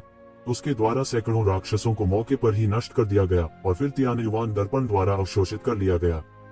उसी समय त्यानयुवान का दर्पण रुका नहीं, लगातार रक्तरंजित प्रकाश चमक रहा था और प्रकाश का एक पर्दा नीचे लटक रहा था। उसने ये शिवेन को उसमें लपेट दिया ताकि वे राक्षस पास न आ सकें। धीरे धीरे तियानयुआन दर्पण ने अधिक से अधिक मांस और रक्त को अवशोषित किया। वियतनाम युद्ध मजबूत और मजबूत हो गया। हालांकि वे वास्तविक देवता नहीं थे, फिर भी इतनी बड़ी संख्या कुछ गुणवत्ता की कमियों को पूरा करने के लिए पर्याप्त थी। तियानयुआन दर्पण पर एक खूनी अध्याय लिखा जा रहा है। हालांकि अधिकांश शक्ति का उपयोग एक द्वि तलवार को दबाने के लिए किया जाएगा, बाकी अधिक विनाशकारी परिवर्तनों को जन्म देगी। ऐसा प्रतीत होता है कि अनगिनत वर्ष पूर्व के अति प्राचीन देवताओं के दिव्य पाठ और दिव्य पाठ का पाठ करने वाला कोई पवित्र स्वर है। पवित्र और शक्तिशाली, यह खूनी अध्याय लगातार लिखा जा रहा है, मजबूत और मजबूत होता जा रहा है। यह एक अभूतपूर्व परिवर्तन है। ये शिवेन ने ऐसा परिवर्तन पहले कभी नहीं देखा था। हालांकि येमो इस समय यहाँ नहीं है, इसलिए कोई भी परामर्श नहीं कर सकता है। हालांकि उसने सोचा कि यह एक बुरी बात नहीं होनी चाहिए, इसलिए उसने कुछ समय के लिए इसे नजरअंदाज कर दिया और इन राक्षसों को मारता रहा। शेनपपेट संप्रदाय और झाशेंग परिवार के लोग आ रहे थे। हर बार जब वह आगे बढ़ता था, उसके हाथों सैकड़ों राक्षस मर जाते थे, जो उसे अपनी तलवार क्यूई से लटकाए जाने से नहीं रोक सकते थे। उसके पास प्रमुख तलवार क्यूई थी। इस समय वह एक अजेय सम्राट के रूप में अवतरित हुआ प्रतीत हो रहा था, कांटों और कांटों को पार कर रहा था और दुनिया पर राज कर रहा था। दूरी में गूशिंग दंग रह गया। अपने बल से यदि वह इन दैत्यों में घुस गया तो उसे डर था कि वह शीघ्र ही निगल लिया जाएगा। उनकी सलाह का पालन करने के बजाय भगवान कठपुतली संप्रदाय के लोगों को बचाने के लिए तुजिवेन ने फिर से उनमें प्रवेश किया। कांटों और कांटों को काट कर वे अजेय हैं। अनंत संख्या वाले वे राक्षस ये शिवेन की बिल्कुल भी मदद नहीं कर सकते। लेकिन इस समय उन कन्फ्यूशियस बच्चों के चेहरों पर प्रशंसा के भाव दिखाई दे रहे थे। उनका कन्फ्यूशियस सिद्धांत न्याय के लिए जीवन बलिदान करने पर ध्यान देना है, सदाचार के साथ पुण्य चुकाना और न्याय के साथ नाराजगी चुकाना है। अर्थात न तो देव कठपुतली पंथ और न ही युद्ध संघ परिवार की इनसे गहरी मित्रता है। अगर कोई दोस्त उनमें पड़ जाता है तो वे आलस्य से नहीं बैठेंगे। इस समय अनगिनत राक्षसों के प्रभाव में झाशेंग परिवार और अन्य संप्रदायों के कई विशेषज्ञों ने भी कड़ा विरोध किया है। ये लोग अलग अलग संप्रदायों के हिसाब से अलग अलग पार्टियों में बंटे हुए हैं। वे एक साथ खड़े नहीं होते हैं, लेकिन साथ ही वे इन राक्षसों का विरोध करने के लिए एक के बाद एक बड़ी सरणी बनाने के लिए एक साथ काम करते हैं। ज़ेनशेन कुलीन परिवार के कई विशेषज्ञों के बीच एक युवक है, फेंगलेंग शेनजुन, युद्ध के मैदान के केंद्र में खड़ा है, जो खतरे के सामने निडर और निडर है। लेकिन वह समय समय पर आने वाले सभी राक्षसों को मार डालेगा। लेकिन उसने केवल झानशेंग परिवार के विशेषज्ञों की रक्षा की और उन राक्षसों को अन्य ताकतों के लोगों को मारने का लालच भी दिया। लेकिन फिर भी झानशेंग कुलीन परिवार के पास ऐसे विशेषज्ञ हैं। इन राक्षसों के हमले के तहत वे पकड़ में आने के लिए बहुत कमजोर हैं। बड़े योद्धा भाई जान यान, अगर हम इसी तरह आगे बढ़ते रहे तो हमारी युद्ध की व्यूह रचना टूट जाएगी। एक बार टूट जाने के बाद हम बिना दफन किए ही मर जाएंगे। तब हम क्या कर सकते हैं? उसके चारों ओर कोई मदद नहीं कर सकता था, लेकिन मोहे चढ़ाकर कहता था। हालांकि कुछ समय के लिए लड़ाई की कोई चिंता नहीं थी, फिर भी वे टूट नहीं सके। यदि वे ऐसे ही चलते रहे तो देर सवेर इन राक्षसों के बीच मर जाएंगे। यहाँ तक कि देवता भी मृत्यु के विचार से शांत नहीं रह सकते। हम चिंता की कोई बात नहीं है, अभी समय नहीं है, जान यानसी ने बिना हिले डुले कहा। मैं इन लोगों को उन राक्षसों का ध्यान आकर्षित करने के लिए राक्षस समूह में लाया था। अन्यथा भले ही हम अकेले मर जाएं, हम राक्षस समूह के मूल में नहीं जा सकते। लेकिन भले ही बड़े मार्शल भाई जान की योजना सफल हो गई और उसने राक्षस ध्वज की भावना पर कब्जा कर लिया, हम कैसे छोड़ेंगे? किसी ने हैरान होकर कहा, तुम किससे डरते हो? मैं तैयार हो गया हूँ।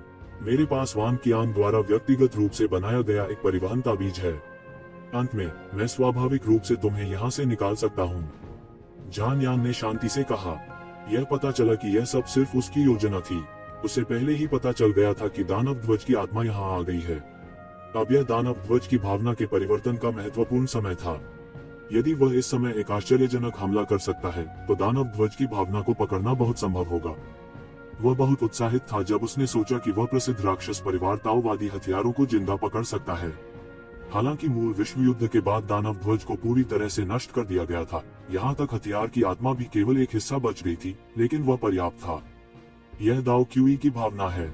बहुत से लोगों ने इसके बारे में कभी नहीं सुना होगा, देखने की तो बात ही छोड़ दें। उन्होंने दुर्घटना से दानव झंडे को बुलाने की भावना का ठिकाना भी जान लिया और यह योजना बनाई। रुको, जब तक मैं दानव ध्वज की भावना को निगल नहीं लेता, सभी प्रकार की विरासत को परिष्कृत कर देता हूँ, राजा को बस कोने के चारों ओर सील कर देता हूँ और फिर वसंत और शरद ऋतु की कलम को पकड़ लेता हूँ। फिर वे राक्षस क्या है? सम्राट बनने का मौका मेरा है, उन्हें कोई नहीं ले जा सकता। झनयान ने ठंडेपन से सोचा कि अगर वह अपनी योजना के अनुसार सफल हुआ तो उसका भविष्य वास्तव में उज्जवल होगा। बस इसी समय उसकी भौहें उछल गईं और उसने पाया कि मूल रूप से स्थापित ट्रैक एक ही बार में धुंधला लग रहा था और स्वर्ग का रहस्य धुंधला हो गया था। मेरे कान में केवल एक चौंका देने वाली चीख थी। वह आदमी कौन है? उसने उसे कैसे मारा? वह अंदर आया, करने के लिए जारी। वह आदमी कौन है? उसने उसे कैसे मारा? वह अंदर आ गया। अचानक किसी ने आवाज दी। ज़ानयान ने ऊपर देखा और देखा कि एक आकृति सीधे अंदर आई थी। असीम गति के साथ यह आंकड़ा सीधे बह गया। उन राक्षसों को ऐसे मारा गया जैसे वे कागज के पेस्ट हों। वे विरोधी कतई नहीं थे। यह आदमी कौन है? ज़ानयान की आंखों में अंतहीन हत्याएं चमक उठी। उसे अचानक धुंधले भविष्य का एहसास हुआ, मानो यह इस आदमी के आने की वजह से हो। इस समय ऐसा लग रहा था कि येज़िवेन की बेईमान हत्या ने उन्हें पूरी तरह से नाराज कर दिया था। इन राक्षसों के बीच एक मिश्रित दानव राजा निकला, एक हिंसक वानर जिसकी ऊंचाई हजारों फीट थी। ताकत स्पष्ट रूप से अन्य राक्षसों की तुलना में अधिक मजबूत थी और एक लोहे की छड़ी येज़िवेन की ओर गिर गई। यह एक छड़ी थी जिसने स्वर्ग और पृथ्वी को फाड़ दिया और अंतहीन दुष्ट आत्मा बढ़ गई, मानो वह प्राचीन दानव परिवार के स्वर्ग में लौट आई हो। टकराना। जनता की नजरों में जब येज़िवेन मौत के मुंह में जाने वाला था, उसने देखा कि उसने अपना हाथ उठाया और अनगिनत बुरी आत्माओं द्वारा बनाए गए इस भयानक जादुई हथियार को अपने नंगे हाथों से पकड़ लिया। बस दोनों पक्षों की शक्तिशाली ताकतें अभी भी टकराई, भिनभिनाहट फूट पड़ी और फिर देखा कि लोहे की छड़ अचानक हिल गई और फिर पूरी छड़ पर दरारें आ गईं, जो मौके पर एक काली दुष्ट आत्मा में बदल गईं।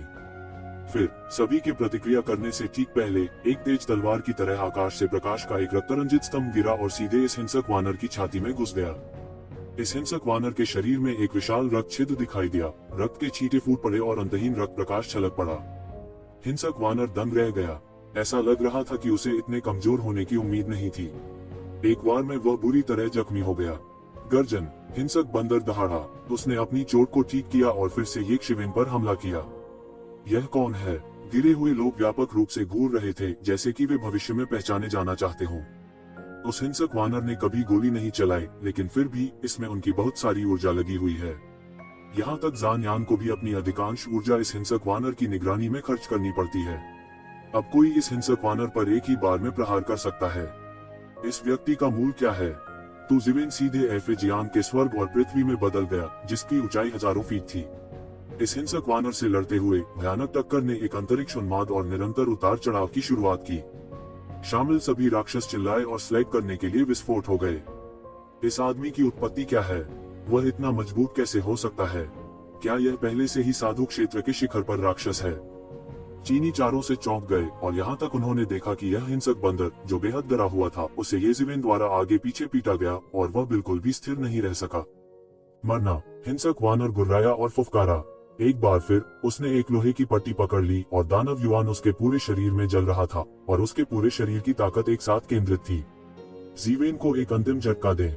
मरना। येज़िवेन का मुंह थोड़ा उठा हुआ है, उसकी हथेली फैली हुई है और अनगिनत तलवार क्यूई एक विशाल तलवार बनाने के लिए संघनित होती है। एक पल में कैंडो की दुनिया बन गई। मध्य हवा में दिखाई दिया, विकसित दुनिया में अकल्पनीय आतंकवादी ताकतें हैं। येज़िवेन की तलवार क्यूई के नीचे सभी दानव युवान विरोध नहीं कर सकते थे। वे एक के बाद एक टूट गए और येज़िवेन की तलवार की शक्ति कम नहीं हुई। कोई रोक नहीं था और तलवार हिंसक वानर पर जा गिरी। टकराना। हिंसक वानर को तलवार से उड़ा दिया गया और सारी दुष्ट आत्मा ढह गई। भयानक तलवार के नीचे उसका मांस इंच दर इंच टूट गया। बूम। हिंसक वानर मारा गया और खूनी बारिश में बदल गया, जिसे त्यानयुवान दर्पण ने अवशोषित कर लिया। त्यानयुवान दर्पण ने इस रक्त वर्षा को अवशोषित कर लिया और सीधे रक्त प्रकाश में बदल गया, जो आकाश में उड़ गया। यह आदमी कौन है? वह इतना शक्तिशाली कैसे हो सकता है? भगवान कठपुतली संप्रदाय के नेता ने इस दृश्य को देखा और चौंक गए। उन्होंने सैकड़ों हजारों वर्षों तक अभ्यास किया है। यह कहा जा सकता है कि वह बड़े बदलावों के बाद ईश्वर कठपुतली संप्रदाय का सबसे मजबूत जीनियस है। वर्षों से, यदि वह अपने शुरुआती वर्षों में एक प्रसिद्ध व्यक्ति है, तो उन्हें कुछ पता होना चाहिए। वह जो नहीं जानता वह केवल समकालीन व्यक्ति ही हो सकते हैं। इस हिंसक वानर को मारने के बाद इन राक्षसों का आक्रमण बंद हो गया। इस कुंफू का लाभ उठाते हुए येज़िवेन भगवान कठपुतली संप्रदाय के भगवान के सामने उपस्थित हुए। क्या आप भगवान कठपुतली संप्रदाय के लोग हैं? येज़िवेन ने पूछा। हाँ, मैं नहीं जानता कि तुम कौन हो, कठपुतली संप्रदाय के भगवान से पूछा। मेरा नाम येज़िवेन है, येज़िवेन ने कहा। येज़िवेन, क्या तुम येज़िवेन हो? कठपुतली संप्रदाय के भगवान दंग रह गए।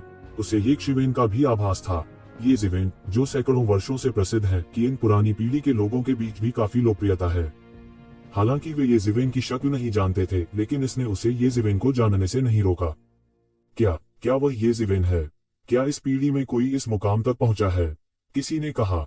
उनके ईश्वर कठपुतली संप्रदाय में लंबे समय से गिरावट आई है और कई वर्षों से विशेष रूप से उत्कृष्ट आंकड़े नहीं आए हैं।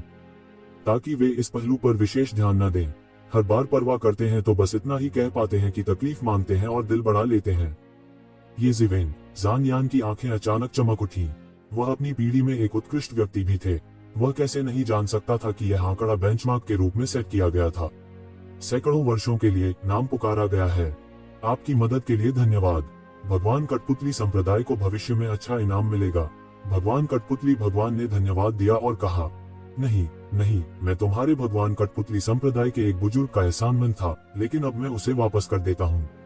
ये जिवेन ने अपना हाथ हिलाया और कहा, यह कुछ भी नहीं है। हम अभी उसे धन्यवाद देना जल्दबाजी होगी। यह निश्चित नहीं है कि उसे बचाया जा सकता है या नहीं। इस समय दूर से एक ठंडी आवाज आई, लेकिन यह झानशिंग परिवार का विशेषज्ञ था। इस दृश्य को देखकर वह इसे अजीबोगरीब अंदाज में कहे बिना नहीं रह सके।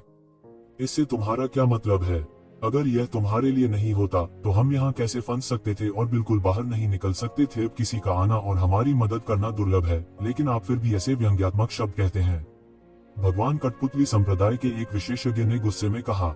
हालांकि इसकी तुलना झाशिंग कुलीन परिवार जैसे शक्तिशाली राजा सीलिंग संप्रदाय से नहीं की जा सकती है, लेकिन भगवान कठपुतली संप्रदाय सिर्फ अंदर नहीं जाता है। वे इसे सहन नहीं कर सकते। सारी सेना का सफाया हो गया। अगर वे नहीं होते तो वे खतरे में पड़ जाते। यदि वे पूरी तरह से नष्ट हो जाते तो वे एक के बाद एक आपदाएं होती। अब पवित्र परिवार के लोगों की बातों ने उन्हें पूरी तरह नाराज कर दिया है। करने के लिए जारी PS, सभी अपडेट वितरित किए जाते हैं। कृपया सदस्यता लें और मासिक टिकट मांगें।